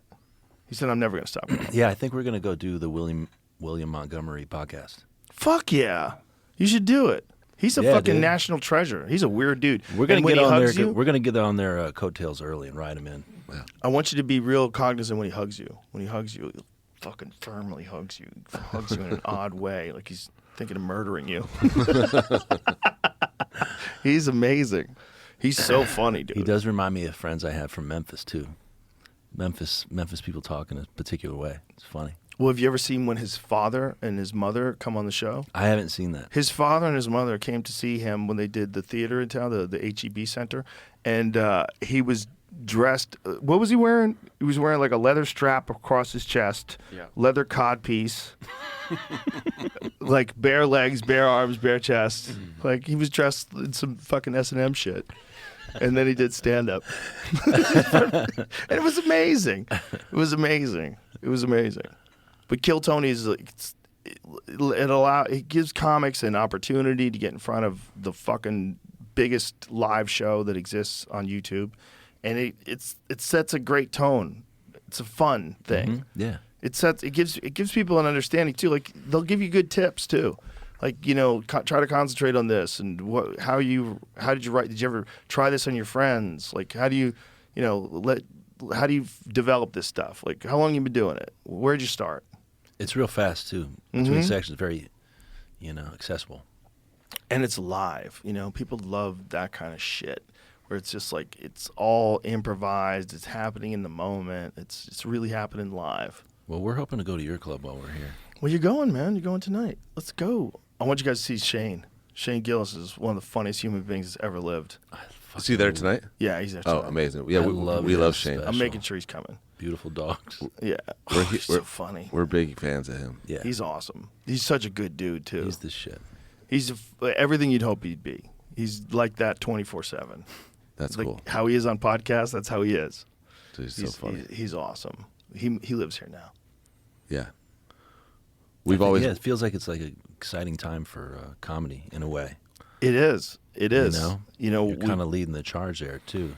Well, we got a great group that are here now, and everybody really appreciates it. They really appreciate that we're all together in this, and that's what's fun about it. It's like it's a real community. Comedians, we've always been like we've fangirl out over comedians more than musicians. Well, that's the opposite for me too. I fangirl out on musicians because I do zero fucking. I don't know how to do anything. So when I see you guys, it's just to me, it's magic. Like you guys are making magic. You're making magic that is like a drug. Like if I'm alone and I'm driving to go to a comedy club and I throw Sinister Kid on, I get fucking fired up. That's cool. That's a drug, man. It's a drug. It gives you a feeling. It's just like a drug. You hear a good fucking fuck yeah, and you're driving. It's like you're experiencing the art physically. It's not just like that painting's beautiful. A good fucking song when you're on a treadmill, you're like, woo, let's fucking go. You'll crank that speed up. You feel different. You guys make magic. We just sit around, send each other like Norm Macdonald clips. That was the one that we I saw Norm. There's one where he's talking about gay porn. Have you seen that? What did he say? He just was like, there's these porn. He's like, porn's my favorite movie, but there's this one type of porn I just can't get into. It's gay porn. It's just everyone. There's not a single good one. It's just men fucking other men. It's so funny. It's like a minute long, but it's just like I've watched it like 50 times. He was doing this thing about guys fucking guys in the ass. Yeah. He's like, I'm sorry, I'll clean up my language. I'm sorry for my language. He goes, here's something you never hear anybody say. He made love to me in my ass. I've seen that.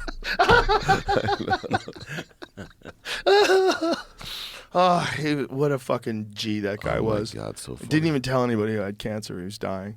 Like, I'm going to go visit someone in Canada. Incredible move. Wow.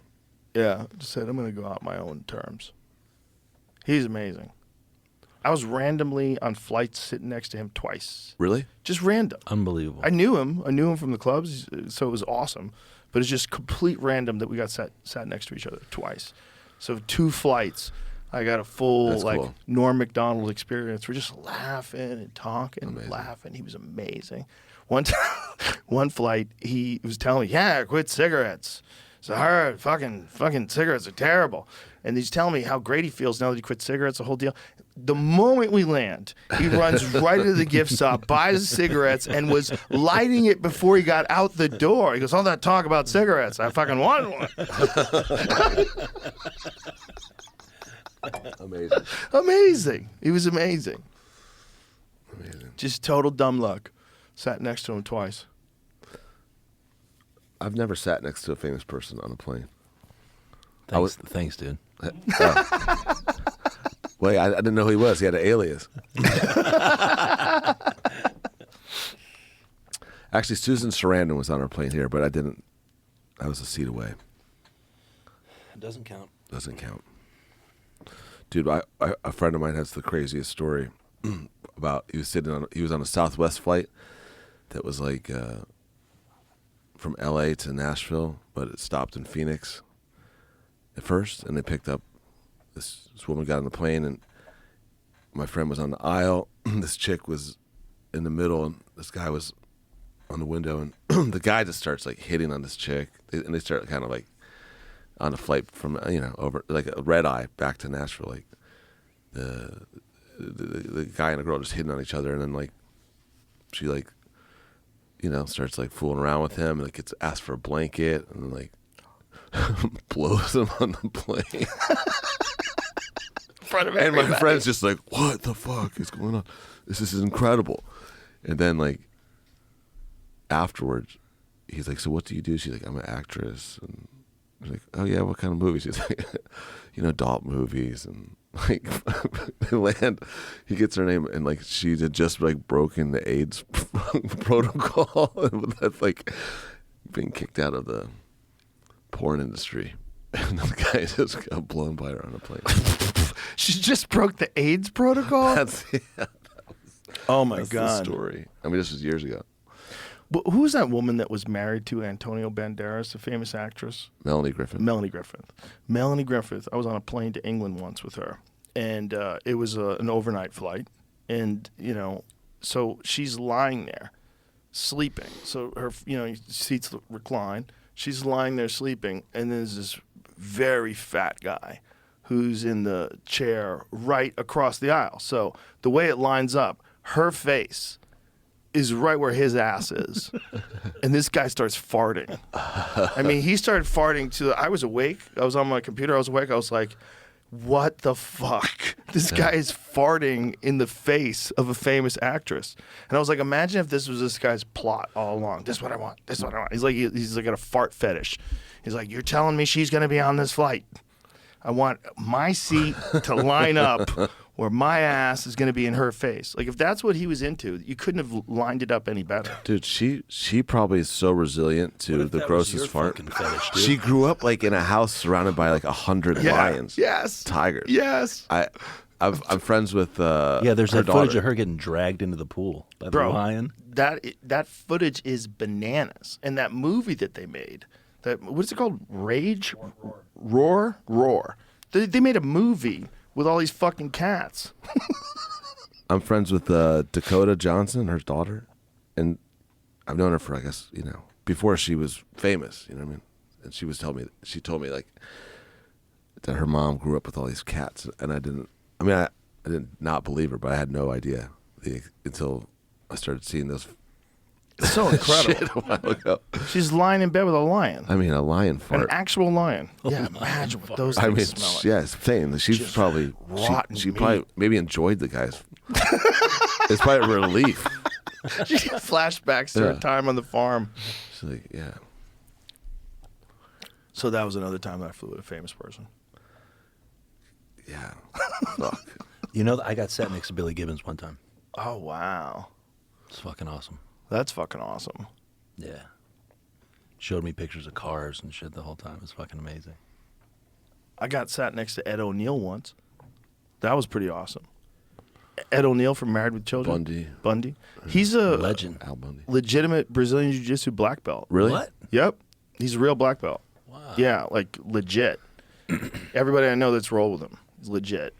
And, you know, we talked jiu-jitsu for like 2 hours. That's cool. It was amazing. Is that what Zuckerberg's into? Yeah, he's into MMA. He does jiu-jitsu too, though. Jiu-jitsu is a part of MMA. Have you seen his? Has he got the goods? He definitely is training. He definitely knows what he's doing, and he's training with really good people. Like he was out here training with like top flight jiu-jitsu people, and he's got access to all these people that are interested in training with him. Right. He trains with UFC people. He loves it. He actually blew his ACL out doing it, and the board's worried about him, like that it could negatively affect the company. Oh, right. Him engaging in this very dangerous, violent activity. He competed in jiu-jitsu tournaments. Here you see him. He's won. He's good. Like he's a very smart dude. He's very competitive, and he trains with really good guys. There's Israel Adesanya and Alex Volkanovski. Yeah, he's into it, man. Like he's legitimately putting in the work. It's exciting. It's fun. His bangs always bother me. His bangs. Yeah, like the way his hair sits. It's like crazy girl style. Crazy girls. Let me see it again. Let me see what you're talking about.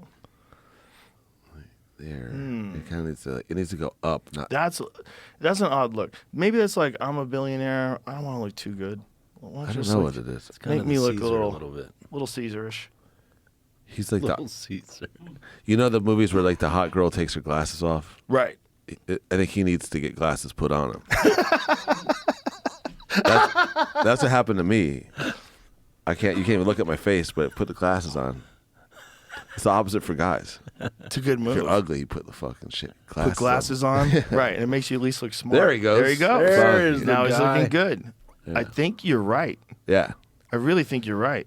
Wait a minute. Not those glasses. Not those glasses. The meta glasses. Not the little clear. Those are the ones that yeah. you could use to spy on people. There you go. That's a fucking weird new thing that you have to be aware of. People wearing sunglasses that can film you. Stock just went up. Yeah. It's a big one for perverts, I'm sure. Oh, yeah. You know? Pat played with him on stage. They sent me a pair, and I was trying to like, but it's just like if you watch the footage, it's just like makes you want to puke. Just shaking all over the place. Yeah, Did it have a mic on it too? It has mic. Sounds You like just shit. Hear him grunting the whole time.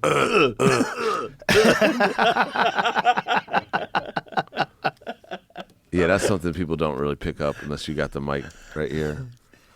He didn't tell me about it either. He just put the glasses on side of stage for the encore. That's hilarious. I mean, the conversations were ongoing in your presence. I but looked at him. I was like, "The fuck are you doing, dude? Am I on camera right now?" You knew about it. I mean, possibly you didn't, but that's also like, there's a lot of times when Dan would be like, "No one fucking told me this." Like, it's been in the calendar for like 2 months, but. It's weird because there's not going to be a time. There's going to be a time, rather, in the future where you're not going to be able to stop people from recording things. They're just going to be able to record everything, no matter what. I mean, They don't already do that. They're going to be able to do it into contact lenses. They're going to be able to figure out a way where it's not even a glass; it's just a contact lens. If things keep going the way they're going this way, like they keep getting smaller and smaller and more effective, they'll probably figure out a way to make it a contact lens. yeah, it's like people who film like concert videos. I mean, people film people go back and look at all that shit they're filming. No, No, it's like never. fireworks. I don't think anybody's ever watched a wedding video, like ever. That people watch. Who? I've had people force me to watch their wedding video. What? What the fuck?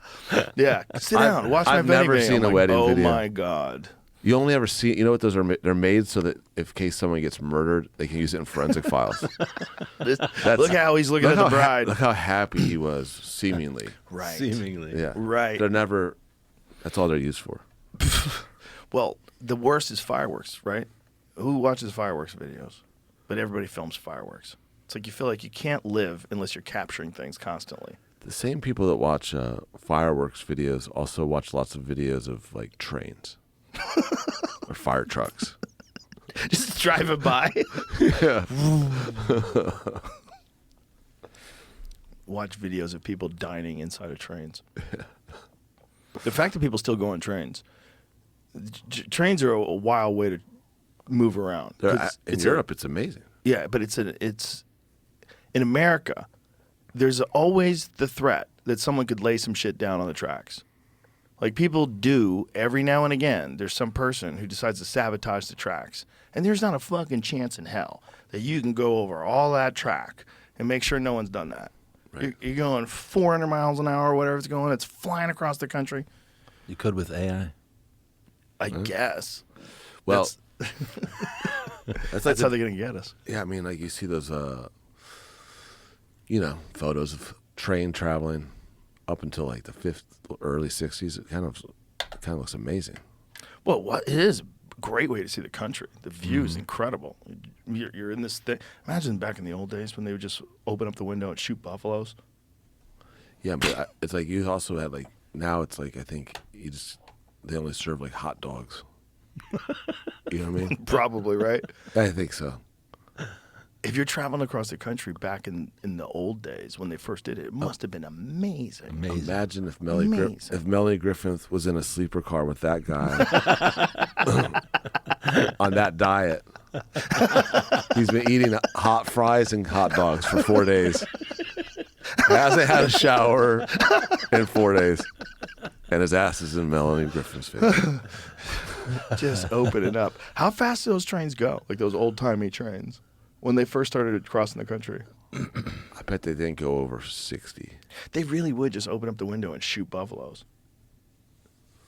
Fucking insane. What a crazy time. Like nobody had ever had a train before. Now all of a sudden there's this thing that you can hop on and make your way across the country. Yeah, and then the presidents would ride them and just like give some shitty speech off the back. Nobody could And the whole hear town would anything. come Is that what they did? The presidents would just get out and talk to people off the back? They wouldn't of the even train? get it. They would just stand on the back. stand on the back. Wow. 40 to 65 miles an hour. Wow. You fucking had that right on the money, bud. Wow. Huh. Don't say. What about the really old-timey ones? Like the ones, what was the first ones that they put across the country when the Transcontinental Yeah, Railway. when It was at 1866. It was like right after the Civil War. how fast were trains in 1890? They could approach 80 miles an hour. That's probably what slows it. How much stuff it's pulling slows it down, So Right, like how many cars just they the have. locomotive, I guess. could Oh, probably I go see, I fast. see. The locomotives. That makes I sense. mean, it's a very intense engineering because they can only go up like steepest is like a 5% grade. So that's like Oh, really? something like that. That's why my brother's works for Amtrak.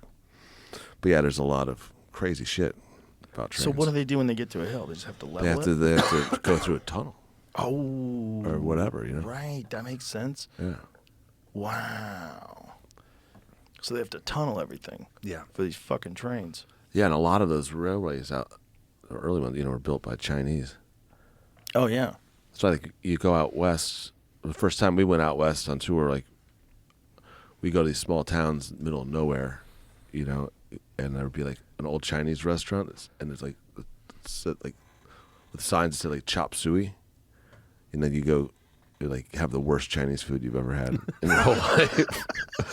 Like tastes like something that they scraped off the teeth of a brontosaurus, just like ground up cabbage and shit. Yeah, back in those days when they were doing that, that's when they developed those opium dens, too. Opium dens was like a big thing that was brought over by the Chinese. That's like it's like around the time that like Portland, Oregon was like known for people getting shanghaied, where they would get like drugged and then they like open like a trap door in the bar and they would fall down and then they would get put on a ship to China. What? And wake up like in the middle of the ocean and just have to work. What? That's what, yeah. Getting shanghaied is that from that. Holy shit. Yeah. Could you imagine? Imagine the lawsuit now. Dude. Actually, that's probably happening still in other countries. Yeah. Someone kidnap or trick them into working for you. Traditional way to Shanghai someone is to drug them and put them on a ship. The person wakes up, you better get to work. This term popped up in the 19th century. Fuck, man. You imagine living back in the day where you had to worry that someone was going to kidnap you and force you into slave labor? Well, that was like, the 80s we were worried about. I was very worried about getting kidnapped when I was a kid. because it was like everywhere, all over the fucking news. And the milk cartons. Yeah, Have there's you like seen this famous kids, kids they're finding bodies and shit. Yeah. When I was walking to school once, somebody, it was really snowy, and I always walked with my buddy, but I was on my way to his house, and this car pulled up, and was like, I'll get, this person's totally bundled up, like so suspicious, like, I'll give you a ride, get in the car. And I was like, what the fuck? They're real. I just ran to my buddy's house. I was like, dude. Maybe it was just some old lady. I couldn't tell, but it's terrifying. When I was a kid, I was in a library, and I was looking at these monster books. And this guy stood next to me. He said, "Do you like monster books?" I said, "Yeah." And he goes, "I've got some out in my car. You want to see them?" I'm like, "Okay." I was like 8. Yeah. I was a latchkey kid. And so I start walking out the door with this guy, and the lady who's a librarian starts screaming, "Joseph, get away from that man. He just got out of jail." And the guy just runs. Jeez. The guy runs. And I'm standing there just crying, like, "Ah!" They got me, got my mom, and I went home, but it was like, what the fuck? Like that, he could have got me. Oh, my God. I was so naive. I was 8. I just thought the guy also liked monster books. What a sick Dude, we fuck. used to play in the woods. Fucking, we used to walk down through the woods, cross the river, over by the jail. Yeah. Oh boy. Over by the jail. You know what I mean? The workhouse. Yeah. Anybody ever get out of that jail? Yeah, somebody escaped once, and his nickname was like the Butcher. But it was just like at the time, or maybe it was something like that. But like he had just like had his like 10th DUI or something. We knew quite a few people in Akron who have over 3 DUIs. Do you remember that one guy who escaped jail with the help of a female officer that he was banging? And then, like, she was supposed to meet him. Didn't they make a movie about that? I don't know. I think this was fairly recent, like within the last 10 years. But this guy started banging one of the female corrections officers. And then I vaguely remember that. I think she helped him escape. She met him, tried to meet up with him, and they arrested her and arrested him. She killed herself? Yep. Yeah. What was the story? Oh, there it is. Detectives and others found that Vicky White had allegedly fallen in love with the inmate, given him the special treatment at the jail. She ultimately helped concoct the plot for Casey White to escape, which ended 11 days later with his capture, and she died from a self-inflicted gunshot wound. Just like the guy who was the whistleblower for Boeing. I'm confused. He died from a self-inflicted gunshot wound too. Crazy. Why would she kill herself? Because like she's already knows that she fell in love in prison. Because she's gonna go to prison with girls now. Well, there's gonna be a male Pretending to be a Male security guard? Hey, maybe fuck around and maybe what's his name? Marcone's wife is in there. It's What's the president of France's? It's probably women guards. Marcone. Marcone. Well, Marponi. Why are those rumors so fun? I don't know. They are when the internet goes nutty about stuff. I think it's so hilarious. Yeah. I just love it when someone like says they're gonna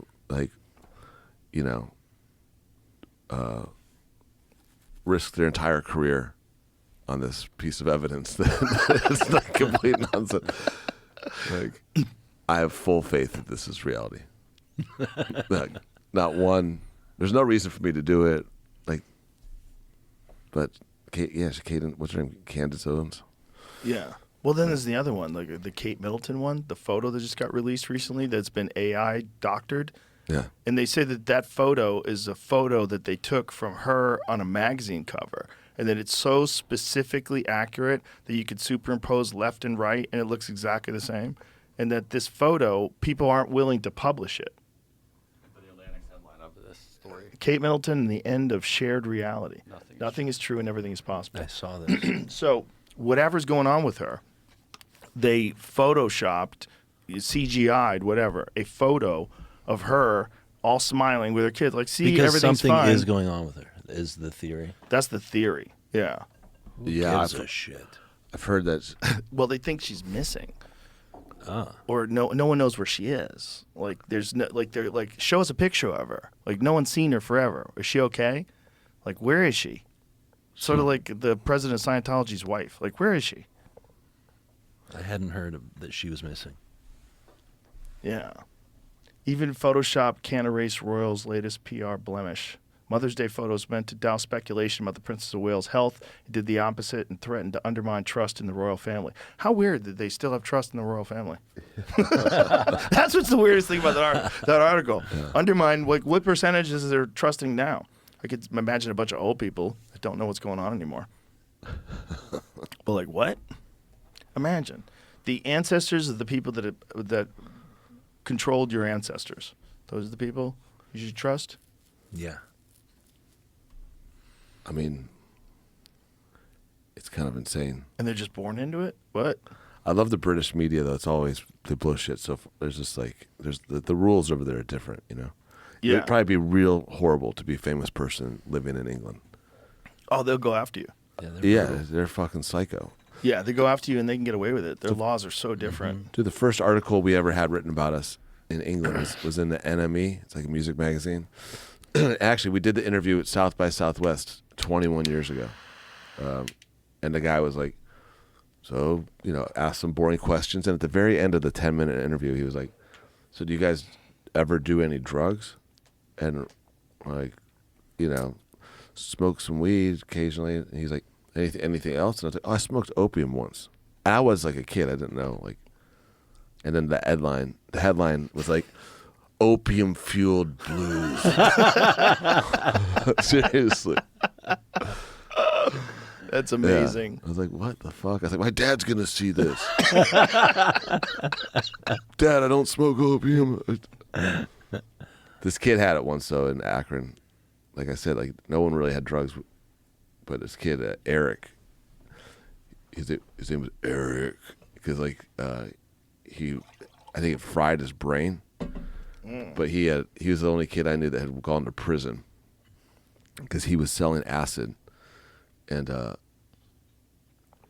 he had been arrested for it and like put on probation, and then his probation officer would call him. He worked at a car wash and like check on him. And the probation officer called him and said, I'm going to come see you today. And he had like 150 hits of acid in his pocket. And he never just took it out, even though he got the heads up. And he was like, oh, he got caught with 150 hits of acid and went to prison for 3 years. Oh, my God. Yeah, it was. And the stories he would tell us were fucking horrible. Exactly what you would imagine. But he introduced us to his favorite prison recipe, which was called Making a Break.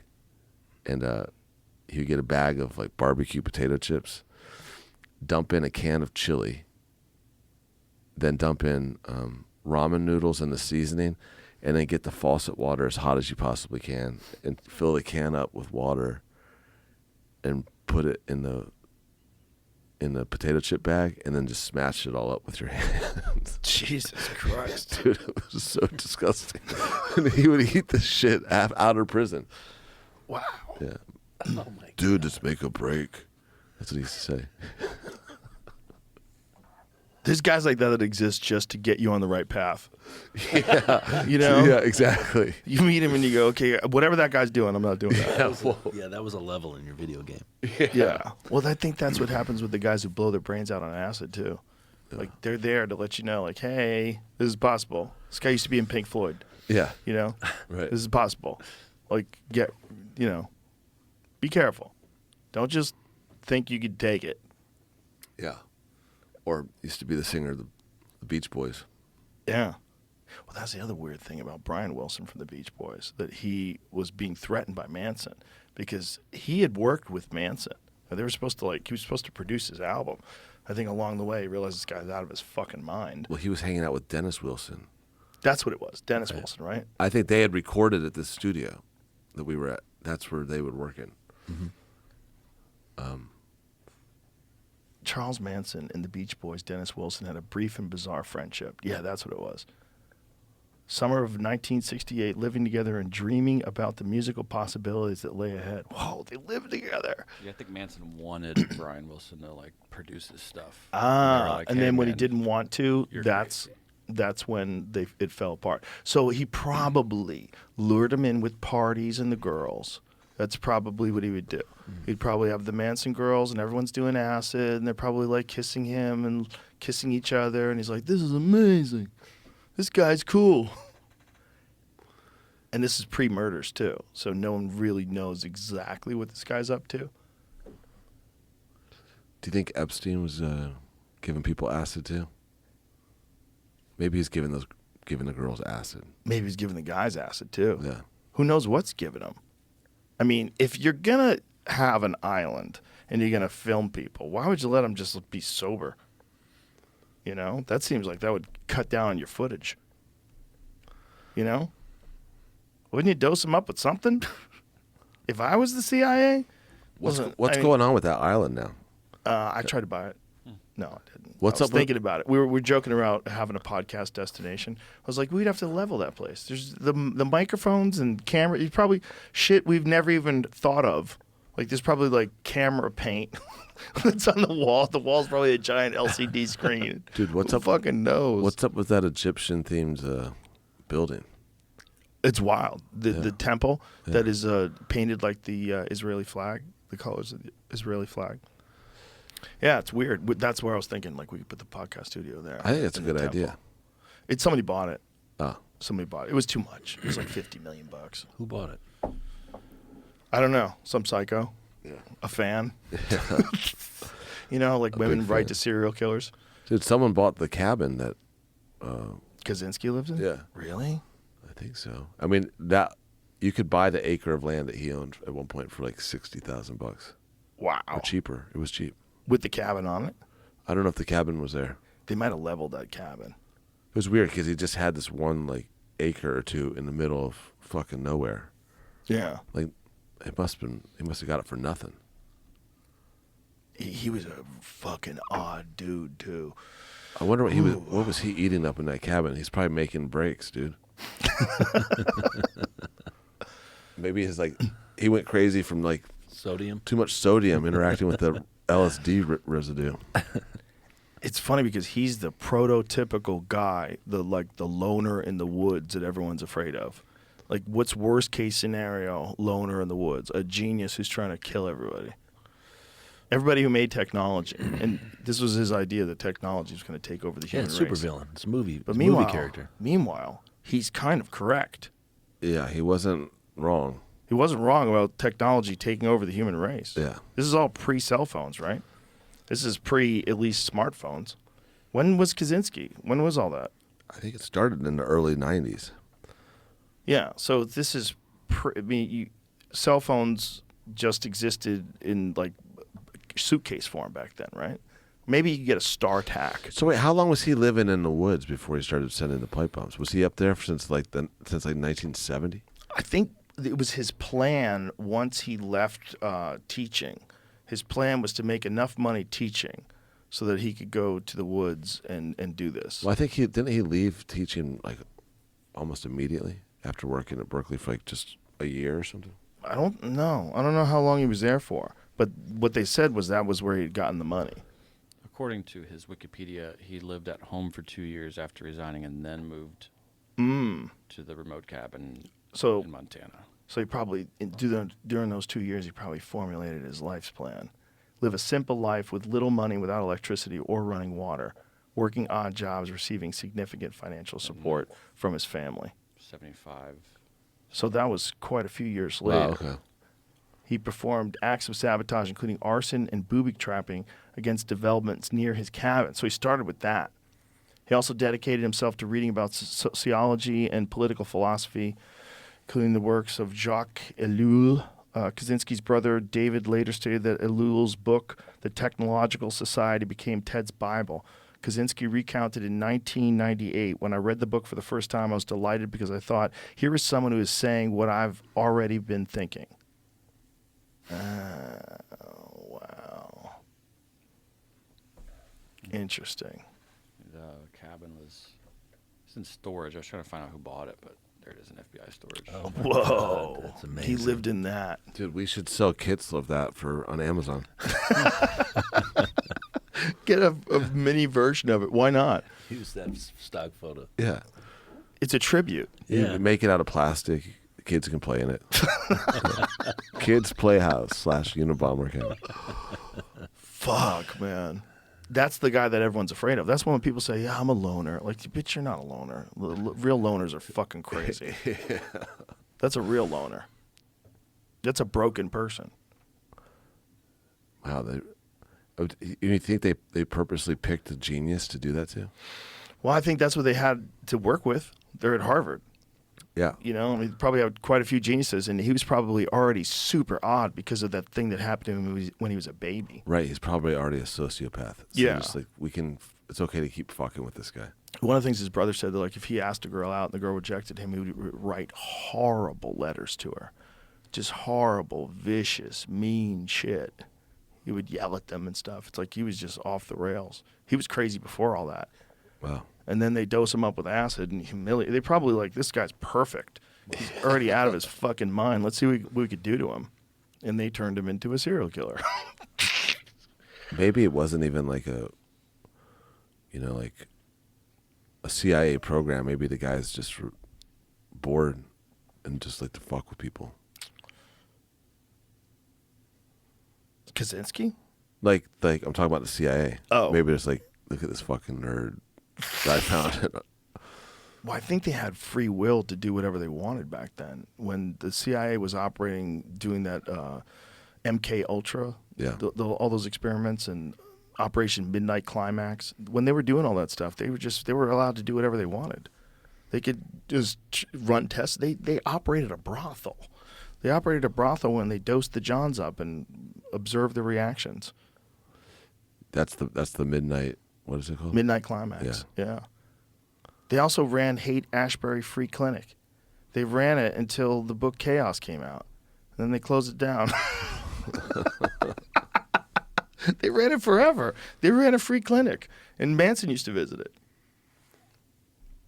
That's insane, dude. It's insane. When you find out what they actually 100% did, and you realize that things just get better. They don't just stop.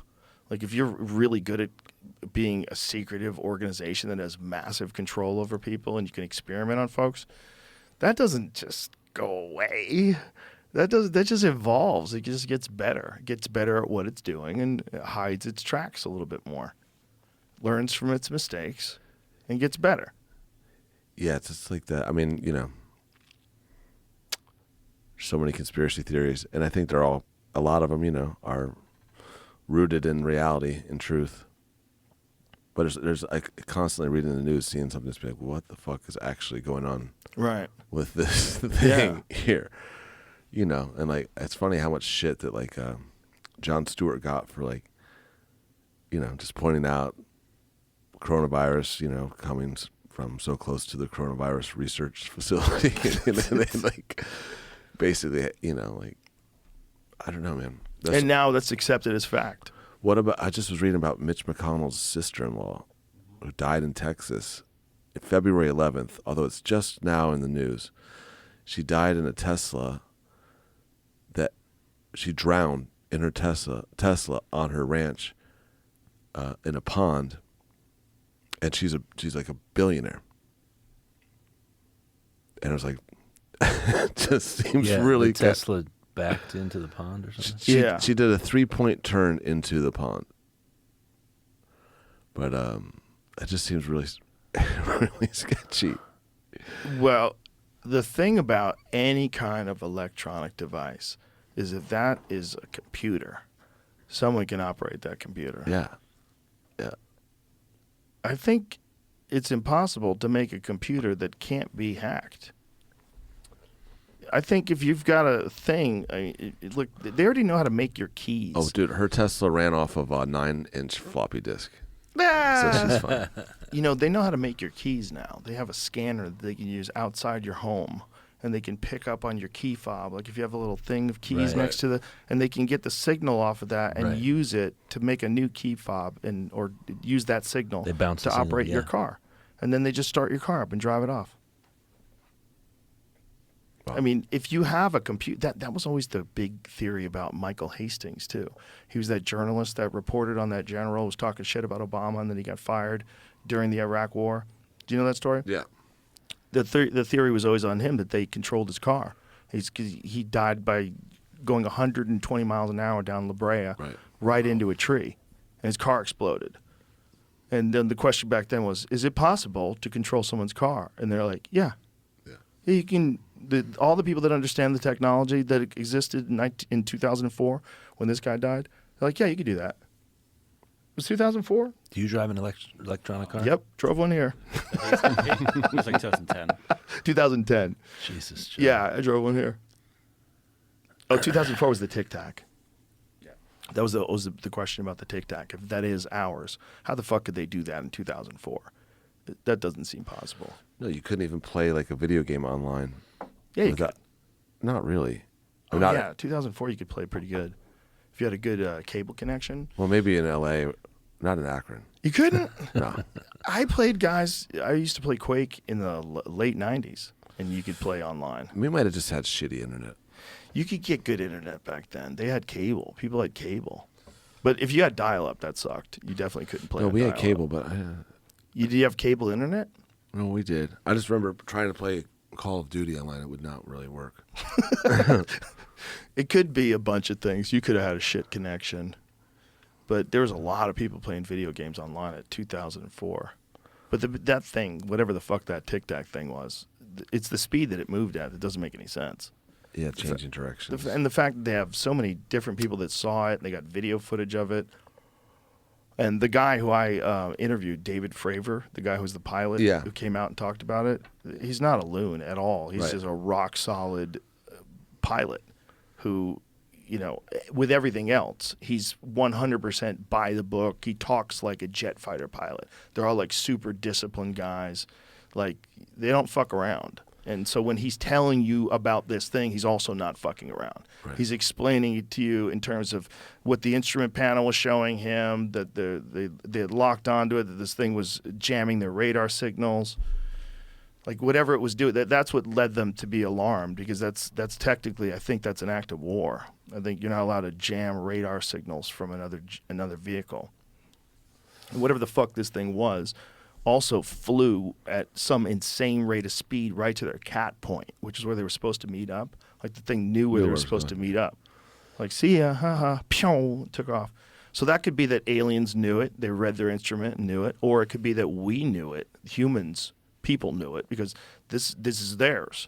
They flew this fucking thing around. They wanted to see how people's reaction would be to it if they saw it out there. They probably let these fighter pilots experience it. What year did the government acknowledge Area 51? They didn't. I don't think they did that until the Obama administration. Right. I think the story was that they had to expand the boundaries because too many people were camping out and like using like high power telescopes and shit and viewing it and using like high power lenses and filming these test flights of different things they were working on. But yeah, in the 80s, when I was like 8, 9, I would get books out of the library about like Area 51. Yes. Yeah. I mean, that was like a pretty well-known conspiracy theory that turned out to be real. CIA acknowledges its mysterious Area 51, 2013. Right. Wow. So Test site for the first time. Like 25, 30 years after the people started talking about it. Yeah, people were talking about it a long time ago. Oh, yeah. It was always in UFO folklore that's where they had to crash discs. And then the Bob Lazar thing, that was in like 89 when he came out and said he worked there. Right. Which is still today my favorite one. That's the one I want to be real. Yeah. Out of all the ones I want to be real, the Bob Lazar story, it's number one on the list. Yeah, I mean, is he still alive? Yep. Yeah. He runs United Nuclear. It's like some sort of research company. Huh. They sell chemicals and shit. He does a bunch of different things. But while he was filming the documentary about him, he got raided by the FBI. The FBI raided it because apparently they think that he might have a sample of this element that's used to power the spaceship, because he was working on the propulsion system. And that was what his job was, to back engineer whatever this thing was. And he said this thing revolved. It was about this reactor that they had in the center of the craft that used this element called 115, which is a new element. And that if you bombard this element with radiation, it does something to distort gravity. Right. And so they had this thing in the center of the craft, and they knew it worked, but they didn't know how it worked. And so they were trying to get these scientists, and they bring in new scientists. Like, let's try some new guys. Let's try this guy. And so they get this dude who was a young crazy person who was working out of Los Alamos Labs. He put a fucking jet engine in a Honda. I mean, he was a maniac. Right. And they got this guy, and they flew him out, and they said, here it is. Tell us what it is. And he's like, what the fuck? And when he first saw it, his reaction was, oh, this is ours. That's why people keep seeing these flying saucers. It even had an American flag sticker on it. He's like, oh, this is ours. Oh, that makes sense. Well, now, okay. And then he realized along the way, no. This is impossible. It doesn't have any seams.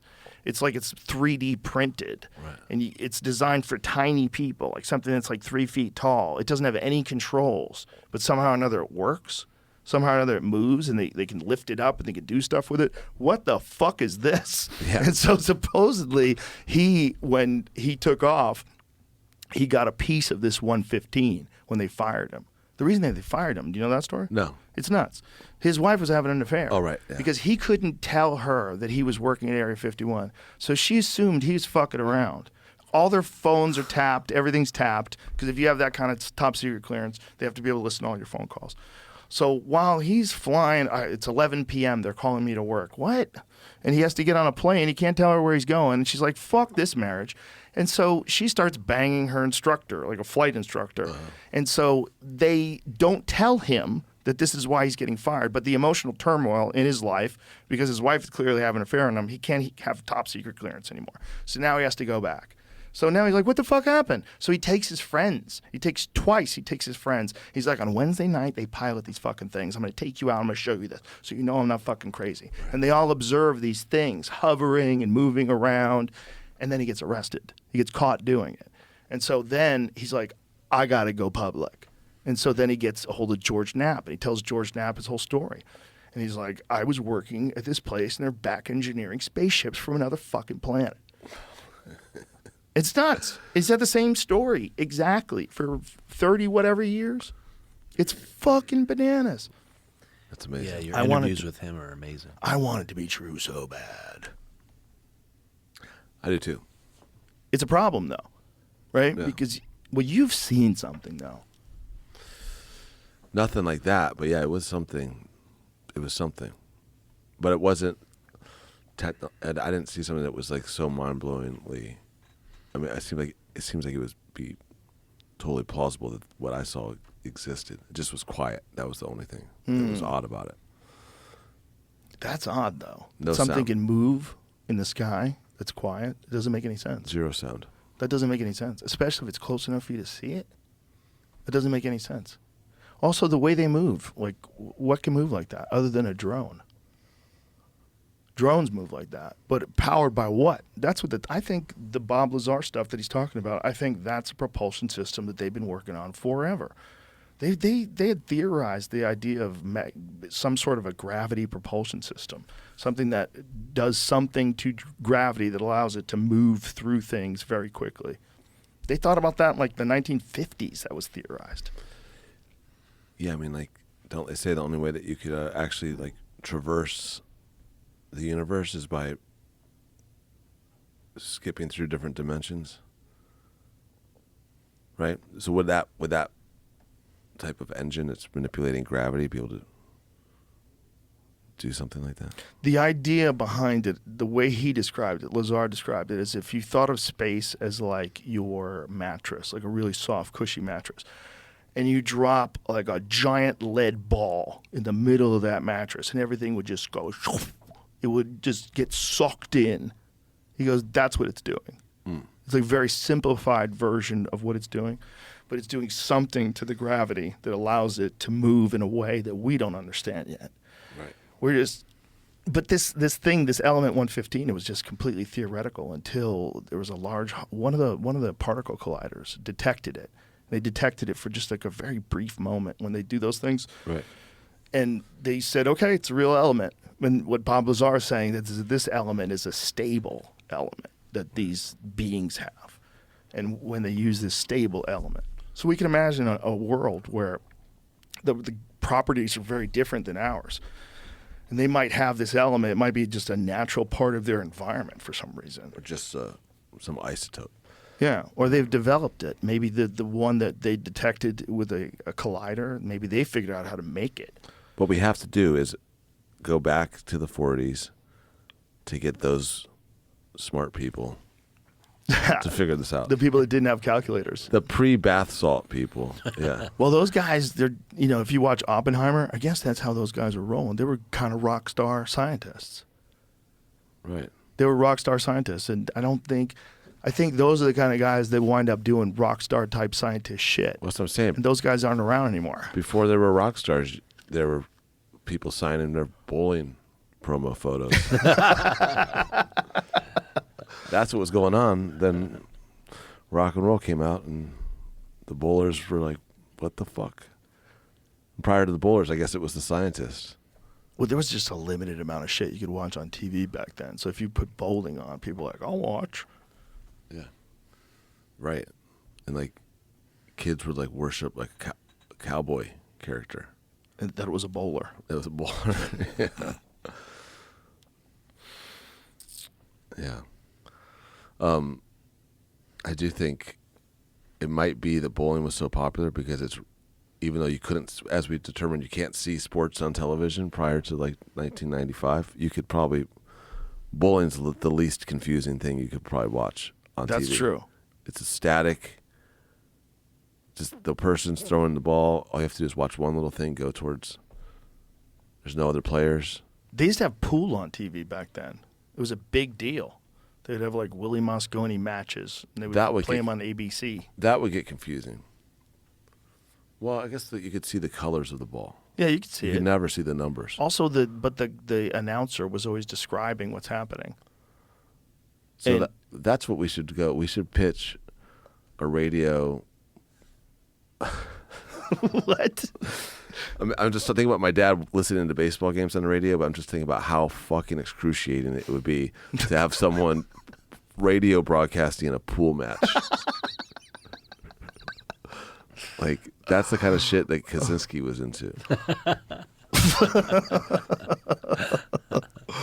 What would be better, radio broadcasting that or radio broadcasting bowling? I think bowling would probably be better. You'd have the excitement of like the pins breaking, and Right, you would hear it. and also you could be like, okay, he's got 2 pins left. Right, it would be clear. Yeah. You could get it in your head. If you're trying to a layout of a pool table, you're like, where's the 5 ball? Yeah, exactly. What are you saying? So the center of the 2 pockets, closer to the left side or the right side? Okay, in relationship to the 6 ball. Where's the 6 ball? Is that the end rail? This is like some Abbott and Costello stuff. I can see that going down. It would be fucking terrible. Yeah. It would be fucking terrible. It would be a good skit, actually. It would be impossible. The You most wouldn't be able to map confusing- it out. The most confusing sport to describe over radio. Yeah. You're playing 8 ball. There's 15 balls on the table. Shut the fuck up. Yeah, they probably couldn't have existed without television. It's probably once people started looking at it, they're like, wow, this is crazy. What the kids are playing now, though, video games, it's probably really difficult to get kids bowling today. Like, video games are so insane. Yeah, they're nuts. I'm glad they weren't around like that when I was a kid. Yeah, I kind of stopped playing them unless my younger brother comes and visits me. But also, kids are so good at them now. Oh, yeah. But I also think, I think that's, I can definitely tell my brain slowing down. like you know when you're I'm talking to him, like how fast kids process shit. Yeah. Oh my god, dude. I'm like, I'll say something, and by the time I don't know, my 2-year-old can just like is like at least 5 times faster at understanding something than me. Do you Yeah, feel they're not tired. Yeah. They also don't have mortgages. Yeah. Like there's a lot of shit going on. No, but their brains are just hyper Yeah, fast. It's hyper fast, and then no responsibilities and no stress, and they're being taken care of, so they're more relaxed. So the resolutions, like that's why years used to feel fucking forever when you're a kid. Right. Because your resolution's just like so high. You're just like getting every single thing. And as you get older, it's like you're getting like 2 frames a minute. Well, also like years used to feel so long because you only had lived 5 of them. You know, it's crazy. Another year, it's not like, Jesus Christ, this is going by so fast. Can't believe I'm 7. But I do think there's an evolutionary thing, right? Your brain, just because you got to learn so much in those first like 7 years of your life. You got to go from like not even, you know, understanding how to chew something to like do math And running. and run and like Yeah, you got to learn sports. you got to learn to make fun of the certain kid and not the other kid. But man, if you could pick up a guitar at 5, holy shit. If you were really dedicated, imagine all those extra years of learning like a musical instrument. I mean, I will say it seems like any child prodigy musician makes shitty music. that seems to be a thing that I've noticed. That's what I'm always talking about. Like I'm always like who the fuck is letting Doogie Howser be their doctor? Like that's what doesn't fucking make sense. It's cool the kid's smart enough to become a doctor at 11, but no fucking grown person's be like, yeah, my doctor's an 11-year-old child. Doogie Howser, MD. That's my doctor. I've selected him. Like, dude, you know who's fucking selecting that guy? The dude that tried to fucking show you the fucking monster books. Probably. Yeah. He's getting pedoed. He's getting reverse.